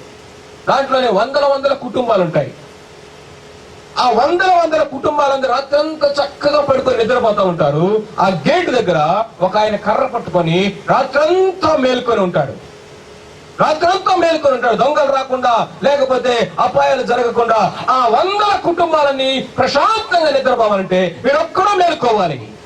పొద్దున లేసి అందరూ టిప్ టాప్లో రెడీ అయిపోయి కార్లు వేసుకుని, బైక్లు వేసుకుని వెళ్తా ఎవడన్నా సరే రాత్రంతా మేల్కొని మమ్మల్ని జాగ్రత్తగా భద్రంగా చూసినందుకు నీకు థ్యాంక్స్ అని ఒకనా చెప్తాడా? నేనైతే ఇన్ని సంవత్సరాలు ఎప్పుడు చూడాల. ఆ కావలి వాడికి, గేట్ దగ్గర కావలి కాసిన గుర్కా వాడికి, లేకపోతే సెంట్రీకి, లేకపోతే వాచ్మెన్ కి ఎవడన్నా వచ్చి థ్యాంక్స్ చెప్పినట్టుగా నేను ఎప్పుడు చూడాల. కానీ నమ్మకంగా వాడు అక్కడ కావలి కాస్తాడు. సేవలో ఎవడు థ్యాంక్స్ చెప్పండి? నీకు ఒంటరిగానే చేయాలి. గుర్తింపు లేని పరిచయం ఇది, అందరూ ఇష్టపడిన పరిచయం ఇది. కానీ ఈ 100 కుటుంబాలు ప్రశాంతంగా నిద్రపోవాలంటే ఈ ఒక్కడు మేల్కోవాలి. ప్రార్థనా పరిచర్య అంత విలువైనదండి. తీసుకుంటావా ఇష్టపూర్వకంగా? ఆయన రాకడ వరకు నేను ఎదురు చూస్తాను, ప్రార్థన చేస్తాను, కావలి వాడిగా ఉంటాను, మెలకువగా ఉంటాను, నిద్రపోనీయను కూడా. సమయం లేదు కాబట్టి నేను ముందుకు వెళ్తా ఉన్నాను. అండ్ ఫైనల్లీ 5వదిగా చివరిగా పేతురు భక్తులు సెలవిస్తున్న మాట ఏంటంటే, చెప్తారా? 4 విషయాలు ఇప్పటి వరకు ధ్యానించుకున్న 4 విషయాలు చెప్పండి. మిగిలిన ఈ కాలము మనం ఏం చేయాలట? మొట్టమొదటిది పరిశుద్ధంగా జీవించాలి. 2వది సాక్ష్య జీవితాన్ని కలిగి జీవించాలి. 3వది స్వస్థ బుద్ధి కలిగి జీవించాలి. 4వది ప్రార్థనలో మెలకువగా ఉండాలి. అండ్ ఫైనల్లీ 5వదిగా కనుక మనం చూసినట్లయితే మిక్కటమైన ప్రేమ కలిగి ఉండాలట. చెప్పండి ఏంటి? మిక్కటమైన ప్రేమ. చూడండి ఆ మాటలు చూడండి. ప్రేమ అనేక పాపములను కప్పును గనుక అన్నిటికంటే ముఖ్యముగా ఒకని ఎడల ఒకడు మిక్కటమైన ప్రేమ గలవారై ఉండుడి. సరుగు కొనకుండా ఒకనికి ఒకడు ఆతిథ్యము చేయుడి. దేవుని నానా విధమైన కృప విషయమై మంచి గృహ నిర్వాహకుడు వలె ఉండుడి. ఒక్కొక్కడు కృపావరం పొందిన కొలది ఒకరి కొరకు ఒకడు ఉపచారము చేయుడి. ఒకడు బోధించిన దేవోక్తులు బోధించినట్లు బోధింపవలను. ఒకడు ఉపచారము చేసినలా దేవుడు అనుగ్రహించు సామర్థ్యం కొలది చేయవలను. ఇందువలన దేవుడు అన్నిటిలో యేసు క్రీస్తు ద్వారా మహిమపరచబడును. యుగములు యుగములు మహిమయు ప్రభావమును ఆయనకుండును గాక. ఆమేన్. ఇక్కడ మిక్కటమైనటువంటి ప్రేమ గురించి 3 విషయాలు చెప్పాను. ఆ 3 విషయాలు ఇప్పుడు వివరించడానికి సమయం లేదు, జ్ఞాపకం చేస్తాను, తర్వాత వాటిని మీరు ధ్యానించుకోండి. మిక్కటమైనటువంటి ప్రేమ ఇది సహోదరుల మధ్య ఉండాలి, సంఘాల్లో ఉండాలి. అన్నదమ్ముల కంటే, అక్కచెల్లెల కంటే, బంధువుల కంటే, స్నేహితుల కంటే, ఇదిగో మన ఇంట్లో ఉన్నటువంటి మన యొక్క రక్త సంబంధుల మీద ఉన్న ప్రేమ కంటే సంఘంలో ప్రేమ ఎక్కువ ఉండాలి. ఎందుకో తెలుసా? మనమందరము రక్త సంబంధులము, క్రీస్తు యేసు రక్త సంబంధులము. కాబట్టి ఒక మీటింగ్కి ఒక సేవకుడు వెళ్ళాడట. ఆ మీటింగ్కి వెళ్ళినప్పుడు ఆ గృహ కూడికది. ఆ కుటుంబంలో ఎవరో యాక్సిడెంట్ అయ్యి కాలు ఇరిగిపోతే వాళ్ళు ఆదరణ కూడికగా పెట్టుకున్నారు. అందరూ ఆదరించడానికి, ఓదార్చడానికి వచ్చారు. ఈ వాక్యం చెప్పడానికి వచ్చిన సేవకుడికి అసలు ఆ కుటుంబంలో వాళ్ళు ఎవరో తెలియదు. ఎవరో రావాలి, ఆయన రాకపోతే ఈయన వచ్చాడు సేవకుడు. ఆయనకు వచ్చిన తర్వాత అక్కడ పరిస్థితి అంతా చూసినప్పుడు చాలా దయానీకంగా ఉంది. కాలు ఇరిగిపోయిన యవనస్తుడు కనిపిస్తున్నాడు, భార్య, ఆయన పిల్లలు అందరూ వచ్చి ఓదారుస్తూ ఉన్నారు. ఈయన వాక్యం చెప్పడానికి మైక్ తీసుకొని ఈయన నా సహోదరుడు అని చెప్పాడంట. ఏమన్నాడండి? ఈయన నా సహోదరుడు. వచ్చిన వాళ్ళందరూ అంటారు అనుకున్నారు, ఈయనేమో ఇంకొక ఊరు నుంచి వచ్చాడు, ఈయనేమో ఎవరు, వీళ్ళకి సంబంధం ఏముంది, ఎవరండి మీరు, ఆయనకైనా బంధువు అవుతారా, ఏ సంబంధం ఇది అని అడిగాడట. ఆయన వెంటనే చెప్పిన మాట ఏంటో తెలుసా? రక్త సంబంధము అని చెప్పాడంట. ఓహో, వీళ్ళ బంధువు కావాలా, వీళ్ళ అన్న కావాలా, లేకపోతే వీళ్ళ కజిన్ కావాలని అందరూ అనుకుంటా ఉన్నారు. నిజమే, ఇది రక్త సంబంధమే. ఏ రక్తమే అంటే యేసు క్రీస్తు ప్రభు యొక్క రక్త సంబంధము. ఈ సంబంధమును బట్టి ఈయన నా సహోదరుడు.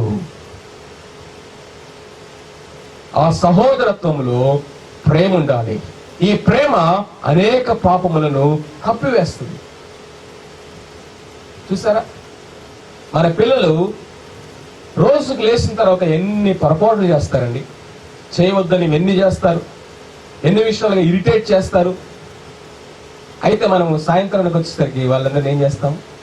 వెంటనే క్షమిస్తాము, వెంటనే మర్చిపోతాము. వాళ్ళు చేసినవన్నీ కూడా పక్కింటికి వెళ్ళిపోయి, నీకు తెలుసా అక్క ఈరోజు మా వాడు ఏం చేశాడో అని లిస్ట్ అంతా చెప్తారండి. చెప్తారా? నాకు తెలియదు ఇట్లాంటి తల్లులు ఎవరైనా ఉన్నారేమో. మా వాడు అది చేశాడు, మా వాడు ఇది చేశాడు, మా వాడు అలాంటి వాడు, మా వాడు ఇలాంటి వాడు అని చెప్పేసి ఆ రోజు చేసినవన్నీ పక్కింటికి వెళ్ళి చెప్తారండి. కానీ మంచి చేస్తే, వాడు ఇంత చేస్తే ఎంత తెలియ చెప్తాం, అవునా కాదా? అంటే అలా చేయమని దేవుని వాక్యం సెలవించలేదు. కానీ ప్రేమ, నిజమైన ప్రేమ ఏం చేస్తుందంటే మన సహోదరుని యొక్క బలహీనతల్ని కప్పివేస్తుంది. మీకు విషయం తెలుసా? సముద్రంలో చాలా పర్వతాలు ఉంటాయి, చాలా కొండలు ఉంటాయి. సముద్రంలోనే ఉంటాయి కొండలు, కానీ ఆ కొండలన్నీ కనబడట్లా, ఆ పర్వతాలన్నీ కనబడట్లా. ఎందుకని చెప్పండి? ఎందుకని? విస్తారమైన నీళ్లు దాన్ని ఏం చేసినాయి? కప్పేసి పైన చూస్తే సమతలంగా కనిపిస్తాయి. ఒకసారి కనుక నీళ్లు కిందకి వెళ్ళిపోయింది అనుకోండి, నీటి మట్టం ఏ కనపడతాయి? ఇప్పుడు ఆ కొండల యొక్క అది పైకి ఉంటది, ఒకటేమో కిందకు ఉంటది, ఒకటేమో గరుకుగా ఉంటది, చిందరవందరగా ఉంటాయి, పీక్స్ అలా కనిపిస్తూ ఉంటాయి. కానీ నీళ్లు సమృద్ధిగా ఉన్నప్పుడు ఏమీ కనపడవు. ప్రేమ ఇదిగో ఆ సముద్రం అంతా, అగాధమైనటువంటి జలములంతా ప్రేమ మన యొక్క హృదయంలో ఉన్నప్పుడు అండి, ఏ హెచ్చుతగ్గులు, ఏ విధమైనటువంటి బలహీనతలు మనకు కనపడవు. ప్రేమ అన్నిటినీ కప్పివేస్తుంది. అలాంటి ప్రేమను మనం అడగాలి. ఇప్పుడు ప్రేమ 3 విషయాల్లో క్రియల్లో కనపడాలని చెప్తున్నాడు. 3 విషయాల్లో క్రియలో కనపడాలి. మొట్టమొదటి అంటే ఆతిథ్యం ఇచ్చే విషయంలో ప్రేమ కనపడాలి. ప్రేమ మాటల్లోనే కాదండి, క్రియల్లో కనపడాలి. ఆతిథ్యం ఇవ్వటం మరవద్దు, సలుగుకోకుండా ఆతిథ్యం ఇవ్వండి. సమయం వచ్చింది కాబట్టి నేను చెప్తా ఉన్నాను. ఫస్ట్ టైం నేను 2019 సంవత్సరంలో ఇక్కడ మీటింగ్స్కి వచ్చినప్పుడు నేను ఇక్కడ నుండి తీసుకుని వెళ్ళినటువంటి ఒక ఆత్మీయ ఆశీర్వాదం ఏంటో తెలుసా? ఇక్కడ నుండి నేను అది తీసుకుని వెళ్ళాను, మా సంఘాల్లో చెప్పాను, నాకు కనబడిన వాళ్ళందరికీ చెప్పాను, అవకాశం వచ్చిన ప్రతి చోట నేను చెప్పాను. ఆ ఆత్మీయ ఆశీర్వాదం ఏంటో తెలుసా? ఆతిథ్యము. ఇక్కడ నాకు ఇచ్చినటువంటి ఆతిథ్యము, నన్ను రిసీవ్ చేసుకున్న విధానము, ఏ విధముగా ఆ ఆతిథ్యాన్ని, ఆ ప్రేమను క్రియల్లో నేను అనుభవించానో అది ఇప్పటికీ నాకు గుర్తుంది. ఆ ప్రేమను నేను ఇప్పటికీ మర్చిపోలేను ప్రియులారా. ఓపెన్ హోమ్, ఓపెన్ హోమ్ అనేది ఇవాంజలిజానికి ఓపెన్ డోర్. రాసి పెట్టుకోండి దీన్ని. Open home is a open door for evangelism. స్వార్థ కొరకు తెరవబడిన ద్వారము ఏంటో తెలుసా? ఆ యొక్క తెరవబడినటువంటి గృహము. మన ఇంటికి ఇదిగో ఫ్రీగా అనేక మంది రావాలి, సమృద్ధిని వాళ్ళు కూడా అనుభవించాలి, ప్రేమతో వాళ్ళకు పంచాలి ప్రియులారా. ఎప్పుడైతే మనం ఆతిథ్యం ఇస్తామో దేవుడు వారి ప్రతి అక్కరను తీరుస్తాడు. అబ్రహాం ఇంటికి, ఆ గుడారానికి దేవదూతలు వెళ్ళారు, తెలియకే దేవదూతలకు ఆతిథ్యం ఇచ్చారని ఆ అబ్రహాం ఇంటిలో ఉన్నటువంటి కొదువ, ఇదిగో ఆ సంతానాన్ని గురించి అక్కడే దేవుడు మాట్లాడాడు. అప్పుడే ఆ యొక్క సొదొమ గొమొర్రా గురించి అబ్రహాము ప్రార్థన చేయడం జరిగింది. ఎప్పుడైతే అబ్రహాము ఆ దారిని పోయే వాళ్ళని పోతే పోండి, మధ్యాహ్నం పూట వచ్చారు, రెస్ట్ తీసుకునే టైము, ఈ టైంలో నేను ఎందుకు వెళ్ళి కెలకటము, వీళ్ళని పిలవడం ఎందుకులే, నేను చెట్టు కింద కూర్చొని రెస్ట్ తీసుకుంటాను అంటే ఆ రోజు అబ్రహాము దగ్గరికి వాళ్ళు వచ్చిండే వాళ్ళు కాదు. మీదటికి ఈ పాటికి నీ యొక్క భార్య యొక్క ఒడిలో ఒక కుమారుడు ఉంటాడన్న మాట వచ్చిండేది కాదు. అదిగో ఆ సొదొమ గొమొర్రా పట్టణంలో నాశనం అయిపోతున్నటువంటి ఆ యొక్క లోతు కుటుంబం గురించి అబ్రహాము ప్రార్థన చేసిండేవాడు కాదు. ఇవన్నీ జరగడానికి, ఇంత పరిచయం జరగడానికి మూలం ఏంటో తెలుసా? ఆతిథ్యం. గమనించాలి దీన్ని, ఆతిథ్యం. దాన్ని మరవద్దు. నిలువరముగా ఉండనివ్వమన్నాడు దేవుడు దాన్ని, సహోదర ప్రేమను. రెండవదిగా కనుక మనం చూసినట్లయితే గృహ నిర్వాహకత్వము, స్టివార్డ్షిప్. దేవుడు మనకిచ్చినటువంటి వనరులు, దేవుడు మనకిచ్చినటువంటి తలాంతులు, దేవుడు మనకిచ్చినటువంటి సమస్తము పట్ల మనం మంచి గృహ నిర్వాహకులుగా ఉండాలి. అందులో ప్రేమ కనపడాలి. మూడవది సర్వీస్. దేవుడు నీకు ఏ తలాంత్ ఇచ్చాడు? బోధించే తలాంత్ ఇచ్చాడా? సేవ చేసే తలాంత్ ఇచ్చాడా? ఆర్గనైజ్ చేసే తలాంత్ ఇచ్చాడా? లేకపోతే పాటలు పాడే తలాంత్ ఇచ్చాడా? ఏ వరాన్ని దేవుడు నీకు ఇచ్చాడో వాటిని ప్రేమతో వాటిని సంఘంలో ఎక్సర్సైజ్ చేయాలి. ప్రేమ అనేది గనక లేకపోతే ఎలా ఉంటుందో జాగ్రత్తగా వినండి. ఎఫెసీ పత్రికలో దేవుడు అన్నాడు, ప్రేమ కలిగి సత్యము చెప్పొచ్చు, మనం అన్ని విషయంలో క్రీస్తు వలె ఉండుటకు ఎదుగుదుము అన్నాడు. ప్రేమ లేకుండా గనక మనం సత్యం మాట్లాడితే ఎలా ఉంటదంటే, ఎవరైనా సరే లోపల గడ్డి ఉంటే ఆపరేషన్ చేస్తారు కదా, ఆపరేషన్ చేసే ముందు ఏం చేస్తారండి? ఏమా ఆపరేషన్ ఏంటో చెప్పండి. ఆపరేషన్ చేసే ముందు ఏం చేస్తారండి? మత్తిస్తారు. వెరీ గుడ్, మత్తు మంది ఇస్తారు, అవునే కదా.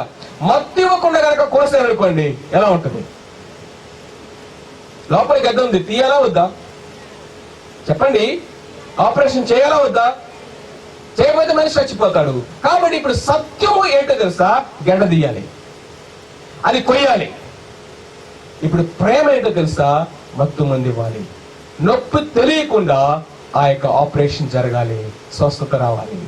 సో కాబట్టి అందుకని ఒక దైవజనుడు ఏమని చెప్పాడంటే, ప్రేమ లేకుండా సత్యము నువ్వు చెప్పటం అనేది మత్తు మంది ఇవ్వకుండా ఆపరేషన్ చేసినట్లయితే వారి గాయాలను రేపుతావు. మనుషులు అనేక మంది నీ దగ్గర నుంచి దూరంగా పారిపోతారు, విరిగిపోతారు. నేను నిజమే మాట్లాడుతున్నాను, నేను సత్యమే చెప్తున్నాను, ఎవరేమనుకుంటా నాకేంటి, నేను మాట్లాడతాను, ముఖం మీద మాట్లాడతాను, కొండ బద్దలు కొట్టినట్టుగా మాట్లాడతాను. అమ్మా అయ్యా, అనేక మంది నువ్వు పోగొట్టుకుంటావు. ప్రేమ అనేక మంది పాపమును కప్పివేస్తుంది. ప్రేమ క్షమాభివృద్ధిని కలుగు చేస్తుంది.